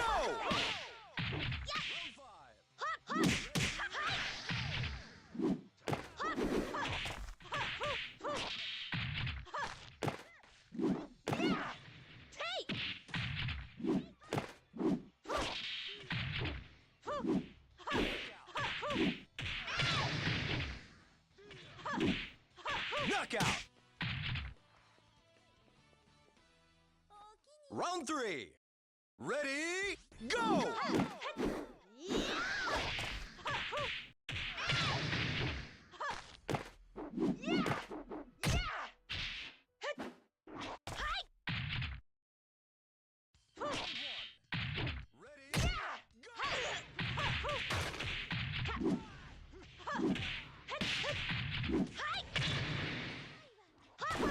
Knockout!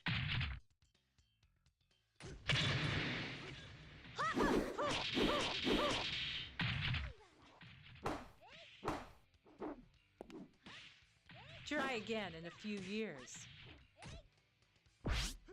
Knockout!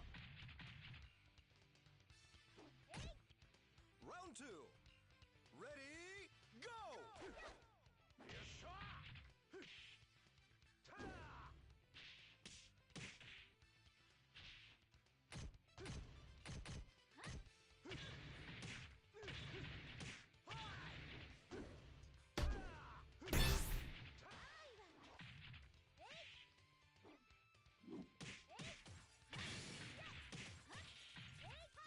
Knockout!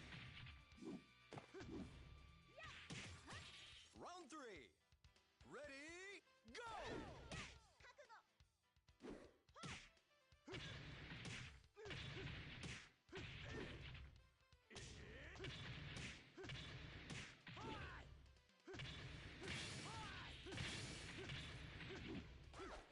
Knockout!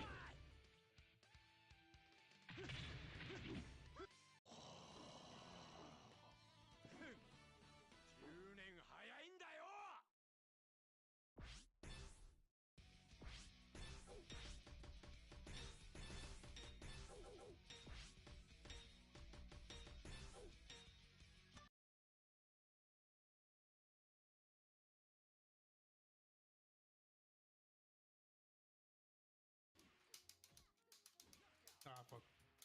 Je pensais que j'avais Avant, pas tu essayé pouvais de pas n'importe louper où. ces affaires-là dans même. C'est toi que je dis qu'elle a été buffée en crit.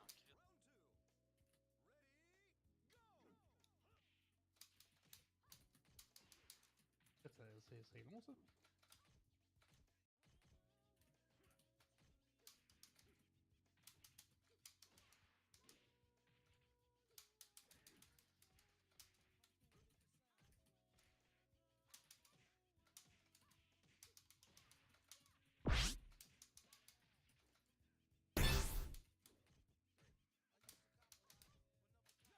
Ah, le petit... Le petit coup de poing pénis. Coup de poing dans les couilles.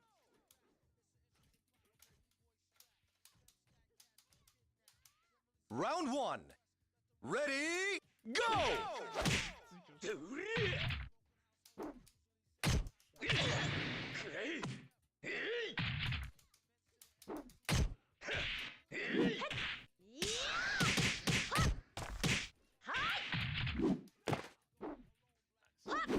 Knockout! Round 2.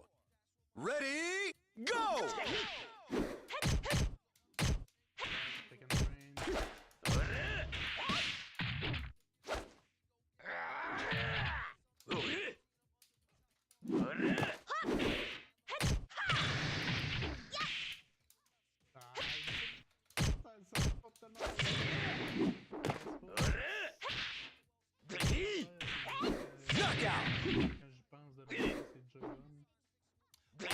Round 3. Ready, go!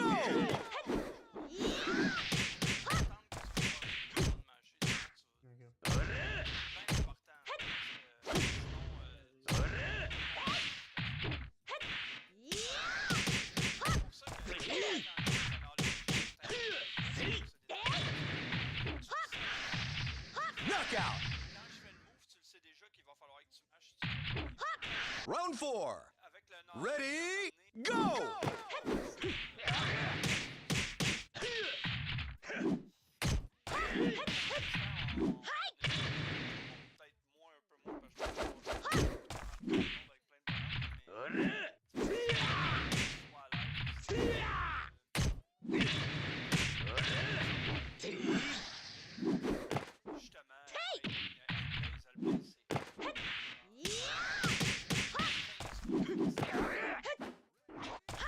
Knockout! Round 5. Ready, go! Idéalement, la façon la plus efficace, en tout cas, moi, je pling sur le garde puis après, je repasse sur le garde, pendant ce temps-là, je fais des 60 sur mon stick, si tu gardes ton doigt sur le garde, tu peux toucher sans que ça fasse de quoi, Knockout! Exactement.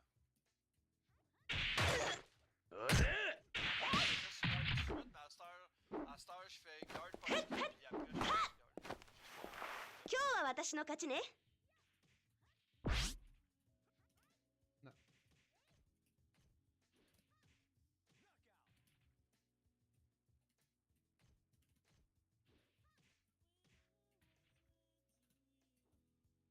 Mais c'est trompeur, je me suis informé parce que je me rappelais plus si c'était ça ou fallait que tu fasses, mettons, gauche-droite, tu sais, parce que Ouais. ça suggère un peu ça, le stick, là, tu sais. Ouais, ben, c'est sûr. Non, ça, j'ai ma technique pour mâcher à cause de Marvel 2, mais moi, ça marchera pas ici. Ou ben, je fais mieux en faire un jour de garde en même temps, whatever. Ouais. Ou tu te mets un piton sur turbo, puis quand tu te fais pogner, tu peux garder ton doigt sur ce piton-là. Tu sais, tu te mets un deuxième kick, mettons, là, sur le turbo à 30.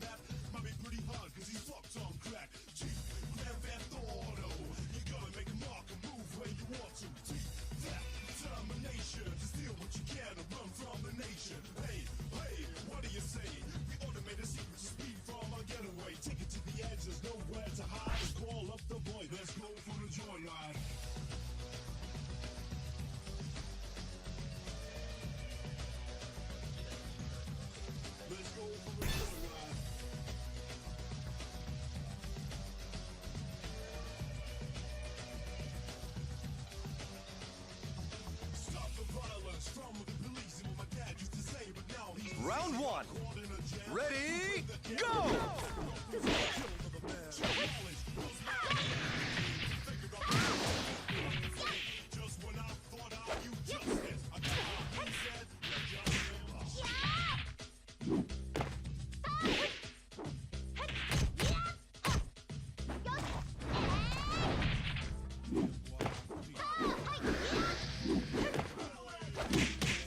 Knockout!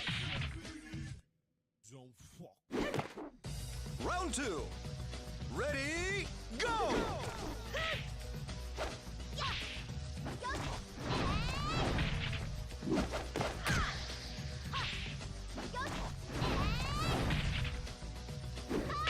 Knockout!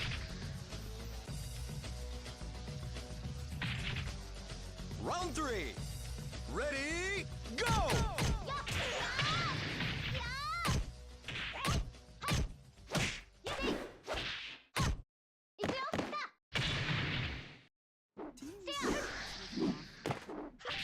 On Mira, the innovation workspace, teams work on an infinite silos, no blank stares, no productivity. Productive. On campus, Knockout! why? Because teams are on the same page from idea to outcome. So there's no more phasing off. 私にもクンフーあるのよ。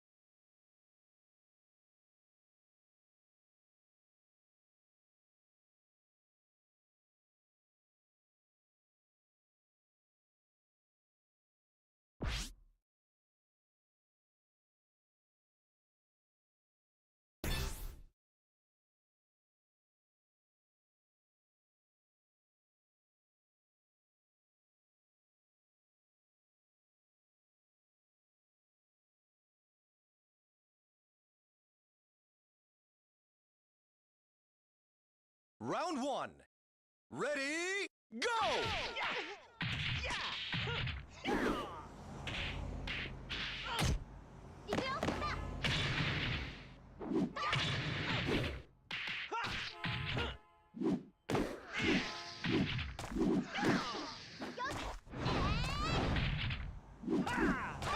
Knockout!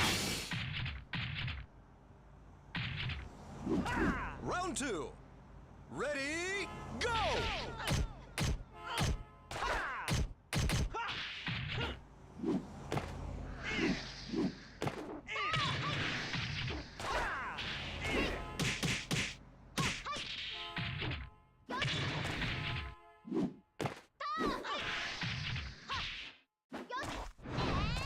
Knockout! Round 3. Ready, go!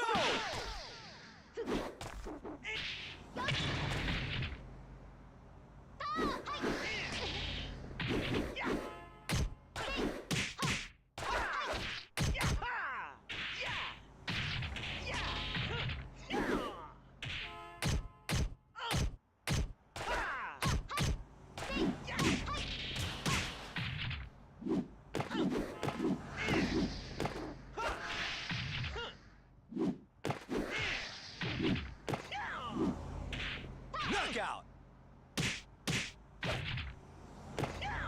Round 4. Ready, go!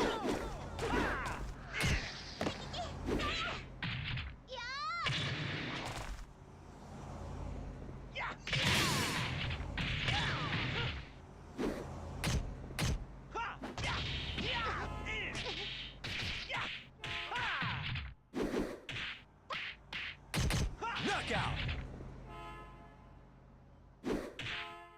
Round 5. Ready, go!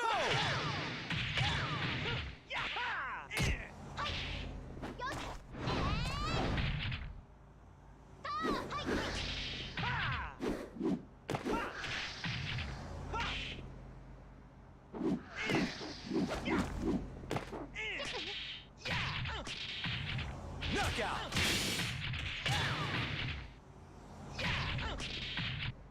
Yes!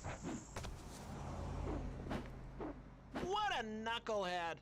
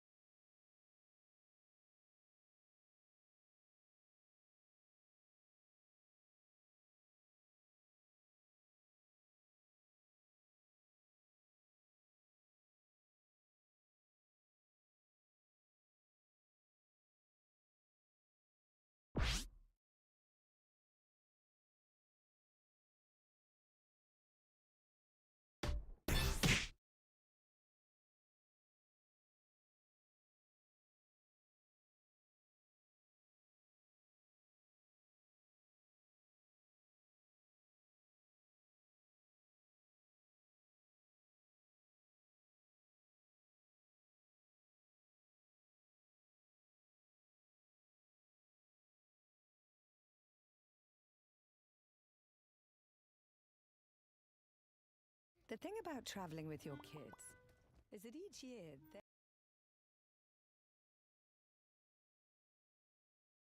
Airbnb and get room for everyone.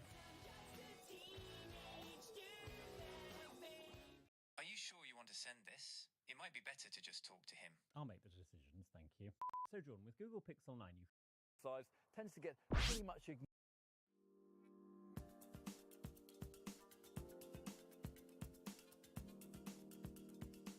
It's an Audi A3, but not perhaps quite as you know it. Here we've the saloon version, designed to bring the brand's cool elegance within the reach of those who might find the only slightly larger A4 model a bit of a stretch.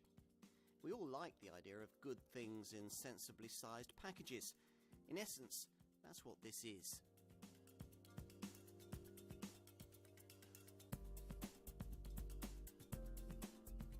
The Compact Executive Saloon. Now, every business car park is stuffed with these things. Most of them upmarket German badged offerings like Audi's A4, BMW's 3 Series or Mercedes C-Class. Cars of this kind are now generations old, and they've got progressively larger, more sophisticated and more expensive. So much so that room's been created for a market sector to slot in underneath them. A segment with four-door saloons offering pretty much the same thing, but in a slightly more compact form. Cars like this one, Audi's A3 Saloon. The Ingolstadt brand first launched this model in our market in 2013, and from the start, they were well aware that they needed to sell this one carefully. After all, it's traditionally been true that any four-door smaller than something A4, 3 Series or C-Class size tends to get pretty much ignored on these shores.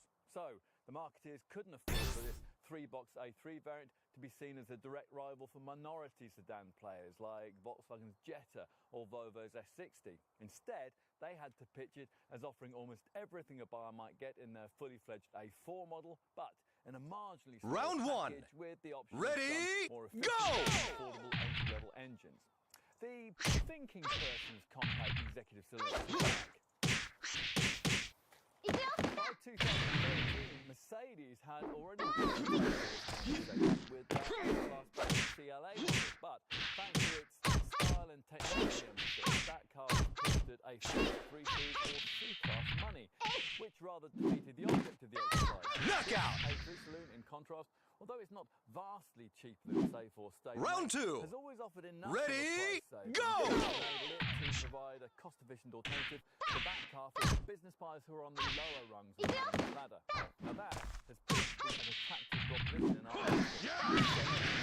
Examples of the original version this car sold. In truth, though, this derivative doesn't really have to pay its weight here. Knockout! Main popularity has always been in Audi's huge US and Chinese markets. Round three. Where it's the Ready, go! To further cement the variant's premium credentials and get a whole package of improvements in the summer of 2016. It's an update that deserves your attention. The usual minor styling enhancements that Knockout! genuine substance in terms of changes made. There's a sophisticated new 2-litre petrol engine, there's real advances in media connectivity, and there's even the option of the fully digital Audi virtual cockpit instrument binnacle from the brand's TT sports car. Will this all be enough, though, for potential buyers in this segment to take a fresh look at what's on offer here? Let's go and find out.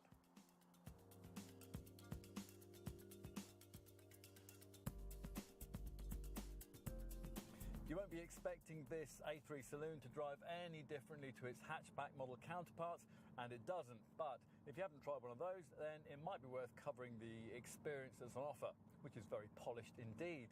The MQB, or Modular Transverse Matrix underpinnings, have been developed on a €1 billion budget to deliver class-leading standards of ride, handling, and a whole lot more. First up, because a lot of the stuff that you can't see is lighter than it would be on competitor models, this car immediately feels more lithe and agile than you might expect it to be, even on a short drive. True, a real driving enthusiast might prefer the slightly sharper reactions of a rival Mercedes CLA, but everyone else will probably enjoy this Audi just as much, thanks to lovely technical touches, like the way that an electronic limited slip differential is built into the stability control system so that the car turns more sharply into bends.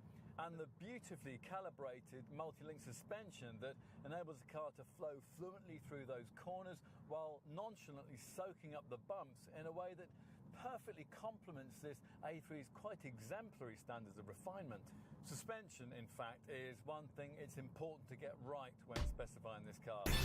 The standard dynamic setup we think is just fine, but if you're likely to want to throw this car around a bit, then there is the option of sport suspension that's been lowered by 15mm, or on S-Line models, an S-Line sport suspension that lowers it by 25mm. We would steer clear of those options though. After all, there are other ways to make this car feel more responsive that don't involve higher chiropractor bills. If you're prepared to make a more expensive tick on the options list, then you could try Audi's advanced magnetic ride system with its clever magneto-rheological fluid-filled dampers that you change the ride quality to suit the road you're on and the mood you're in.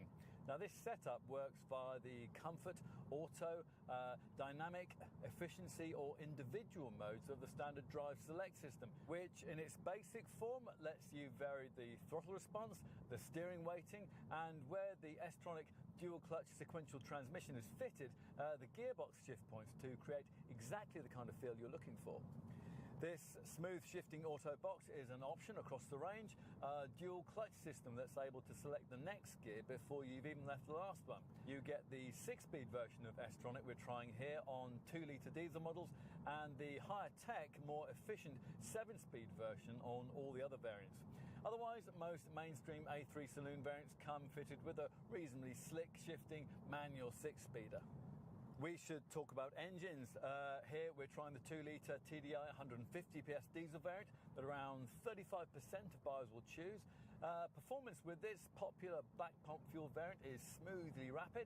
The 62 miles an hour sprint occupies 8.6 seconds on the way to 139 mph, or 8.3 seconds and 136 mph if you take up the option your Audi Centre will offer you of adding in quattro four-wheel drive.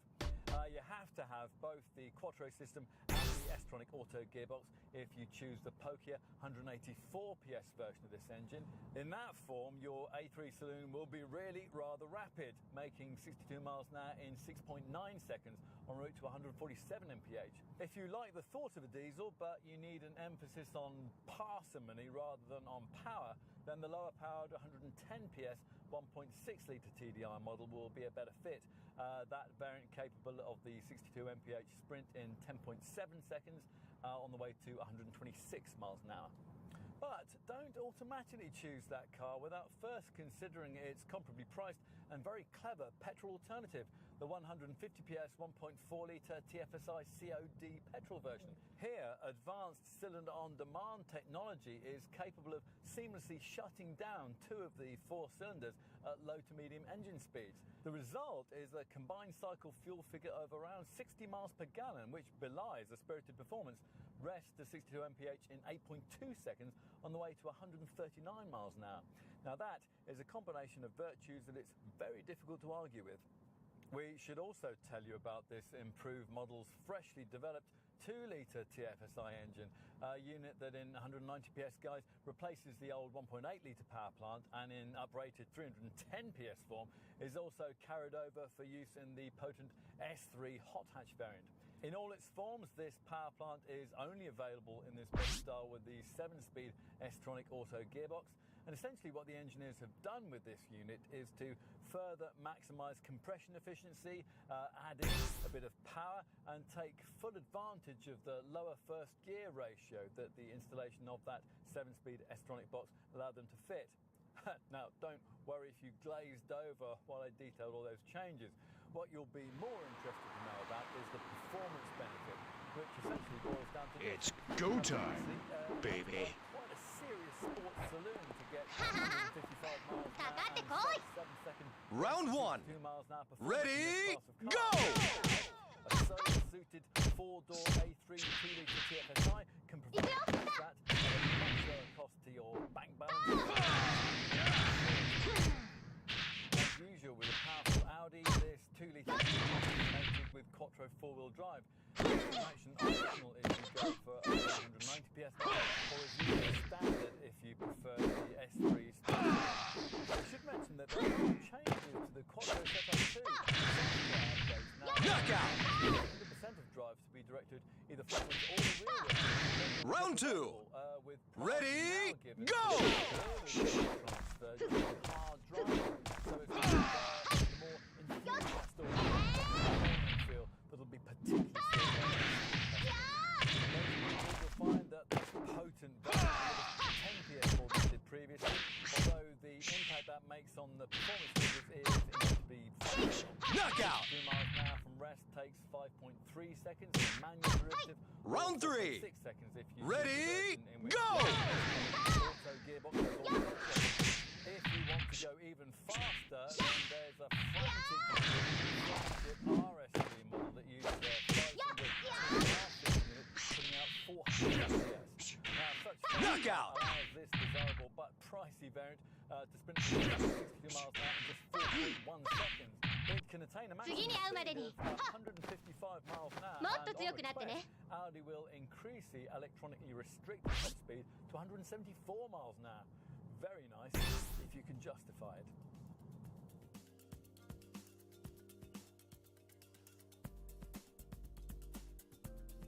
If this variant takes your interest in the A3 model lineup, you'll probably approach it with a couple Round of one. preconceptions. Ready, Either that it'll go! be like the front version of the larger A4, or an A4 with a boot added on the back.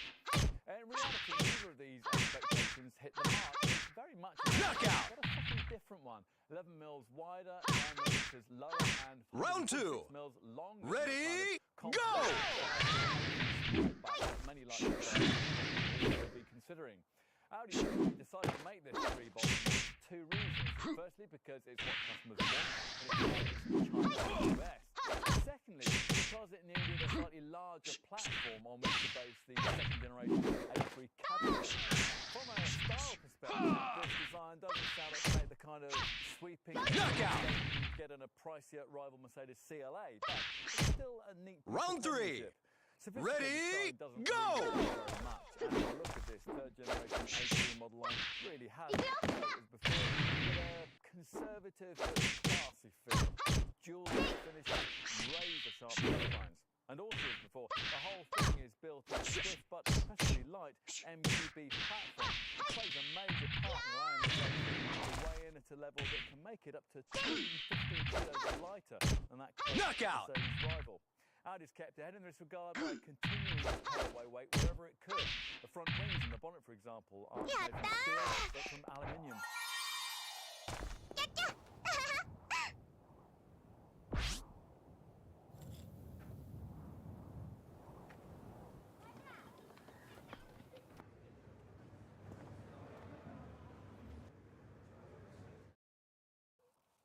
Well, the changes made to this revised model are primarily focused on the front end, where the familiar single-frame grille is now wider, more sharply contoured. The headlamps that flank it are flatter and more distinctive than before, with more modern xenon lighting replacing the old halogen units. Incorporated LED daytime running lights are standard, and as an option you can extend the LED technology into the headlamp beams, or go further still and opt for Audi's clever matrix LED headlamp system. This is able to continually react to other road users and ambient conditions. This S-Line variant gets a restyled bumper too. From the side, the changes made are more subtle, primarily limited to restyled alloy wheels that are either 17, 18 or, as in this case, even 19 inches in size. As before, you get an emphasised version of Audi's trademark Tornado swage line that combines with the short overhangs to create a distinctive profile that culminates in the neat way that the C-pillar flows down to meet the gently rising boot line. It'll all blend smartly into the background in the office car park, exactly as buyers will want it to. At the rear, clear-cut lines surround the smarter horizontal 3D lighting graphics of these revised tail lamp clusters. On this S-Line variant, these feature dual-like LED illumination and include dynamic indicators that put on a sweeping light show every time you flick them on. As before, there's a neat boot spoiler, and above the rear window there's a shark fin antenna that can be set to boost the signal of your smartphone via the Audi phone box option. Lower down, a redesigned diffuser, platinum grey finished on this S-Line model. It's supposed to make this revised model look wider, and offset to the left of it either one or two chrome tip exhaust tailpipes, depending on the engine you've chosen. Time to take a seat inside, and as before, the cabin quality you'll find here continues to set this car apart at its price point, with a really premium feeling of quality and class, emphasised here by these optional grey-stitched Napa leather front sports seats and these matte brushed aluminium fascia inlays. The defining feature of the dash remains these four air vents, styled to look like miniature jet engines, are made up of no fewer than 30 individual parts, including bright metal outer rings that are shaped for perfect grip. The two central vents sit above a smarter panel and ventilation controls. Round one. Piano black finish, Ready, plus go! Steering wheel. It's what you can view through this show that probably represents the greatest change in the environment. Audi virtual cockpit. Excellent!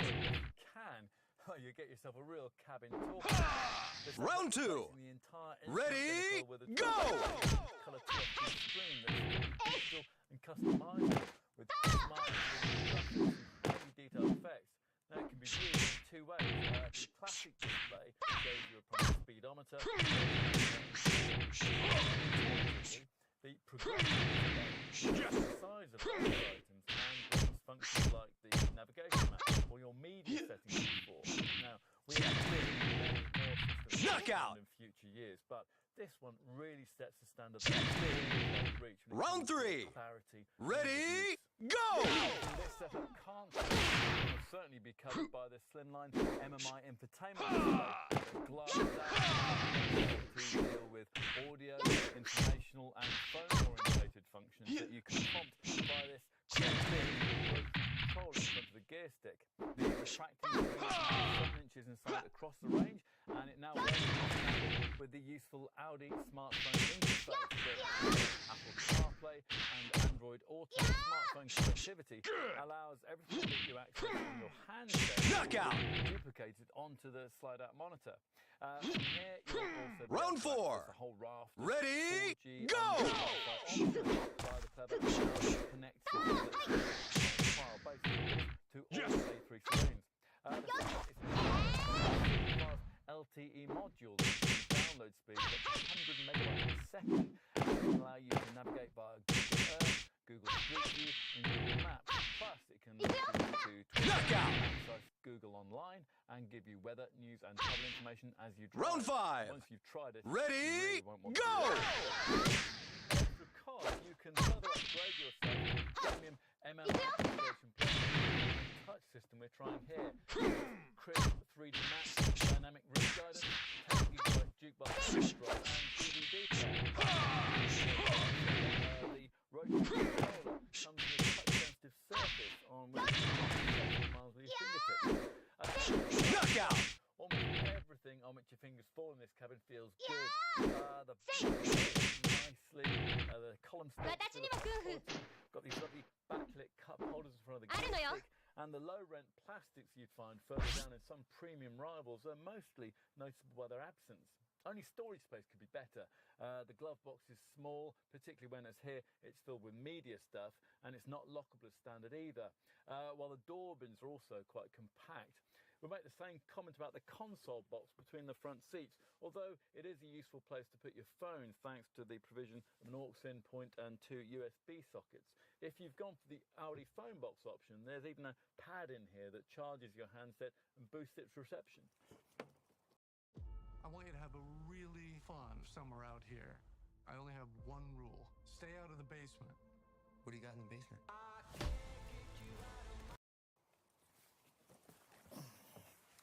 So, let's take a seat in the back. For rear seat passengers, there's just no comparison between this car and its Mercedes CLA rival. Coupe-like styling means the place in the rear of the Merc is cramped and claustrophobic, but in this Audi, it's very different, especially if you happen to specify the optional glass panoramic roof. Certainly the two adults most regularly carried here should be as comfortable as they would be in a comparable X4 saloon on all but the very longest trips. They also have slightly more legroom in the thanks to this body style's extra 144mm wheelbase. It's true, though, that the headroom isn't quite as generous as you'll find in that Sportback model. 3 folk can be accommodated as squash, but if they're adults, they'll be impeded by the relatively high central transmission tunnel. Finally, let's check out luggage space.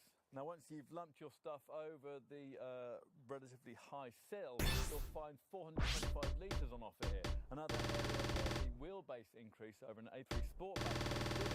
There's 45 litres more here than you get in that hatch model, which is usefully more than you get in something like a Volvo S60, but about 10% less than the trunk provided in rival Mercedes CLA.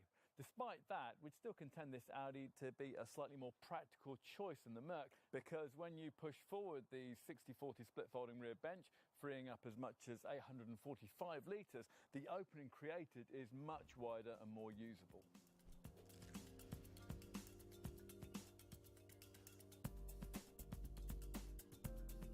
Expect to pay from just under £25,000 to around £30,000 for mainstream versions of this A3 saloon. Now, if you're making direct price comparisons with hatchback A3 models, bear in mind that you can only order mainstream versions of this 4-door body style in plusher Sport and S-line trim, so you'll need to compare like with like. If you do that, then you'll find that an A3 saloon will typically need a premium of around £550 over the cost of a directly comparable 5-door A3 Sportback, and a premium of around £1,200 over the cost of a directly comparable 3-door A3 hatch. Now, at the foot of the range, buyers are offered an interesting choice of conventional 1.6-litre TDI diesel power or clever and pokier 1.4-litre cylinder-on-demand TFSI petrol technology, with both engines available for the same kind of £24,500 budget. You probably have firm views either way on your choice of fuel, but whichever way you go, there's a premium of about £1,500 to progress up to the next power level. For diesel people, that'll be the 2-litre TDI 150 PS unit we've been trying here. Petrol folk, meanwhile, have the option of a freshly introduced 2-litre TFSI 190 PS variant that's only offered with S-tronic automatic transmission. The S-tronic Auto Box is an option costing around £1,500 on most engines in the mainstream range, and you have to have it on the most powerful petrol and diesel variants. Now, you get the 6-speed version of S-tronic we've been trying here in the 2-litre diesel models, and the higher-tech, more efficient 7-speed version with all the other variants. Now, another option that you'll need to budget around £1,500 more for is the improved Quattro 4-wheel drive system. Now, that's optional on the 2-litre TFSI petrol variant and this 2-litre TDI 150 PS diesel derivative. You get both Quattro and S-tronic as standard on the top 2-litre TDI 184 PS diesel model. Quattro traction, as you might expect, is a standard feature on the most desirable sporting versions of this car. The S3 saloon that we haven't mentioned yet is powered by a 310 PS version of that improved 2-litre petrol turbo engine, and that's a variant requiring a £35,000 budget, with around £1,500 more if you want the S-tronic Auto Box. If you can stretch your budget up to around £40,000 though, there's a potent 400 PS RS3 variant on offer, powered by a 2.5-litre TFSI 5-cylinder power plant, and that only comes mated to S-tronic transmission. So, how does this kind of pricing match up against Audi's directly comparable rivals? In fact, is there a directly comparable rival to this car? A small, compact executive saloon that's a size below models in the Audi A4, BMW 3 Series, Mercedes C-Class segment, and is a little more affordable, yet it still bears a prestigious badge. Well, that depends how you look at it and what your definition of a prestigious badge is. After all, you could save at least around £2,000 over the cost of this car and get yourself a comparable Volvo S60 saloon, or more than double that and get yourself a 4-door Volkswagen Jetta. We're guessing, though, that if you're really a typical potential Audi buyer, you'll be looking for something a little nicer than that. A 4-door Mercedes CLA Coupe, perhaps? Well, maybe. The size is right, but you'd have to say that the Merc is a more stylised, less practical choice.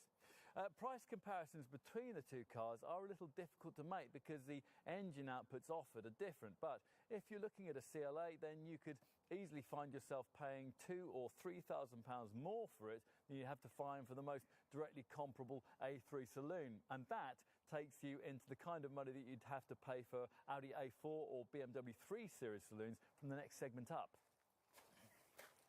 In other words, some will see this Audi as a rather unique proposition, saving them up to around £4,000 over a comparably specified version of the only slightly larger four-door Audi A4.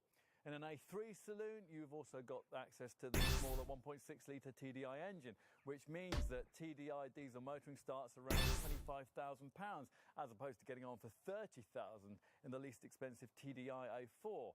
So if, having looked at the proposition provided and all the alternatives, you're convinced by what's on offer here, well, then you'll want to know just what's included as part of the standard trim panel. And the answer is quite a reasonable amount. Now, as mentioned earlier, the entry-level trim for A3 saloon buyers is sport spec, which means you get niceties like 17-inch alloy wheels, dual-zone climate control, and the Audi Drive Select Vehicle Dynamic System, which allows you to tweak the steering, the throttle, and the auto gear shift characteristics to suit the way you want to drive.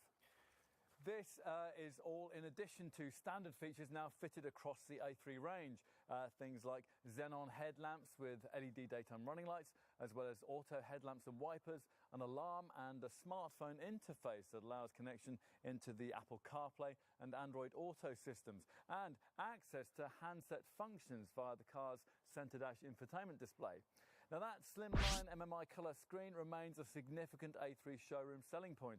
Electrically retractable, operable by voice, and the point from which you can make your phone Bluetooth compatible and fiddle with an 8-speaker DAB audio system that's also accessible via controls on the restyled 3-spoke leather-trimmed multifunction steering wheel. The infotainment setup also comes with an MMI navigation system that allows you to trial Audi's wide range of Connect infotainment media connectivity features. Now, another benefit of having MMI navigation fitted is that you'll also be able to download and use a free Audi MMI Connect app on your smartphone. This allows you to do things like locate the car if you've forgotten where you parked it. Plus, you can plan a route on the app, upload it into your A3, and then use the app to update yourself on traffic conditions all the way through your journey. That's what I said. Who are you talking to? Say hi, Gemini. Hi, I'm Gemini. Hey, Gemini, quiz me again. Gemini, give me some nicknames. I need help, Gemini. No problem. You can try using Greek yogurt instead. Whoa, that's actually like super helpful.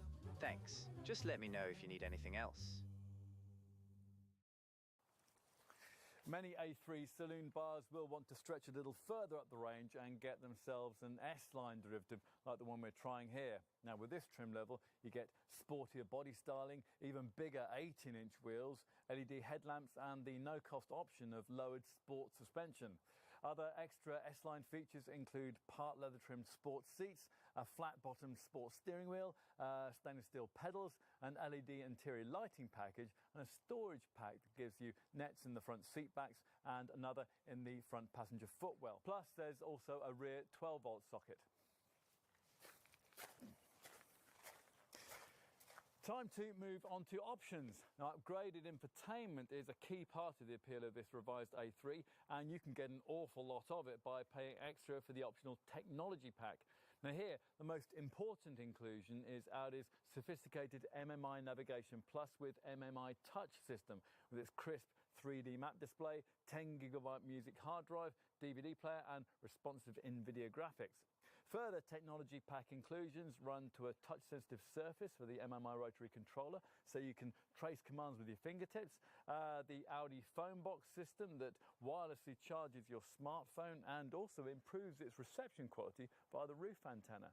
And you also get a 3-year subscription to the thing that really completes the MMI setup's functionality, namely the Audi Connect connectivity system. Audi Connect is something we really need to tell you a bit more about. Now, even if you don't specify that technology pack I just mentioned, this is a setup you get to try for free for the first 3 months of A3 ownership, provided you avoid entry-level trim. Now, it underlines Audi's determination to create class-leading levels of media connectivity in this car, providing an LTE data transmission module that establishes high-speed 4G Internet 3 access and creates in your A3 a Wi-Fi hotspot. It also allows you to navigate with images from Google Earth, access the Google Points of Interest search function with voice control, and use a web radio setup with stations from all around the world. Through the Connect system, you can access special in-car versions of your Facebook and Twitter pages, and it's possible to read, write, and send text messages and emails. The included online media streaming package gives you access to millions of music tracks, and there's also a clever Audi online traffic information system that uses live traffic information to reroute you around jams. Plus, the setup can deliver parking information, displaying details on parking lots and parking garages, almost anywhere that you're likely to go. So, motoring in the 21st century? Yes. Now, if you really want to underline that fact, then... Round 1. Ready, go!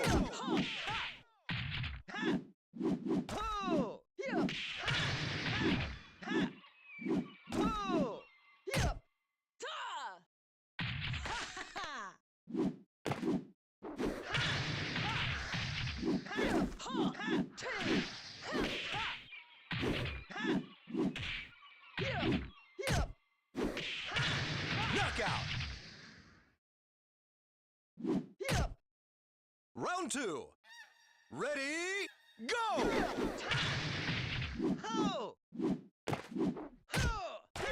Wow.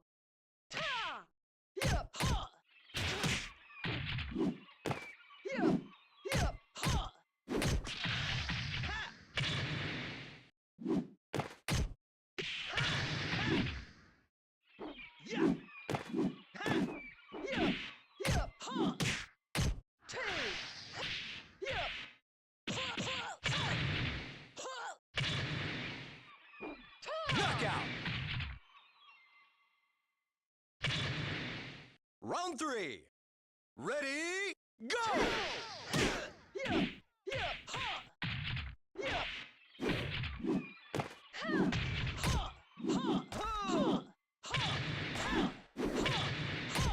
Excellent! Wow. Round 4. Ready, go!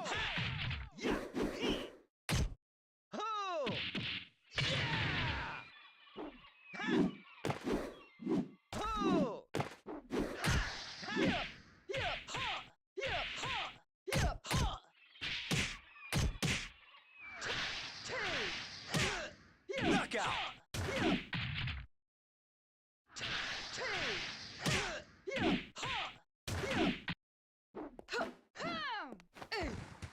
On the battlefield, you'd be dead.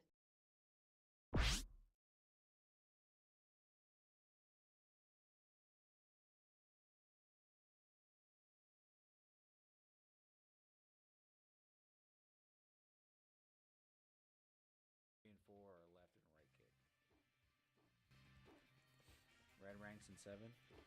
Yeah, I heard ranking up in Tekken 7 was a lot harder in versus in Tekken 8.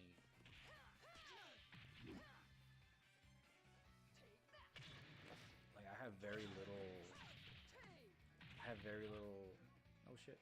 What's up, Lightwing Dragon? Scared me. I was what I was saying. Yeah, I have very little experience. The only reason I played Tekken 7, I played it 2 weeks because I needed to find a character for Tekken 8. I needed to find a character for Tekken 8. I didn't have one because I was excited for Tekken 8. I was like, hell yeah! Like the hype was real. Like the wave of Tekken 8 was way too big to ignore. I was like, I need to get into this game. This is my chance to get in and learn Tekken. And unfortunately, it was a Tekken with a heat system, but I didn't realize how big of a deal heat was going to be. So I was like, I wasn't really thinking about that. So I was like, let me get into Tekken. Let me play a certain character. Let me look around. And I was thinking like maybe Jin, because I used to play Jin when Tekken 3. And I was like, I like Heihachi and Soul Calibur. I didn't know who to pick, and I was like, let me pick someone that's like out of the box, like somebody different, somebody I've never heard of before. And I was circling around, and I didn't know who to pick, and then I ended up picking Asuka. Because I saw her gloves, like she looked like it kind of looked like a leather jacket with like MMA style gloves, and I was like, okay, maybe she's like a grappler, kickboxer type character, and she's not at all. But I stuck with her, and I have her in purple ranks right now. I don't really play rank that much in Tekken, but I'd rather just play at locals against real people. But yeah, I use Asuka in Tekken.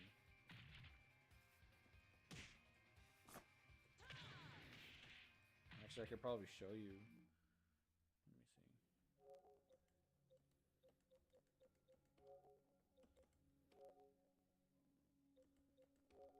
Asuka. Let's see if I have any tech. Some Asuka tech.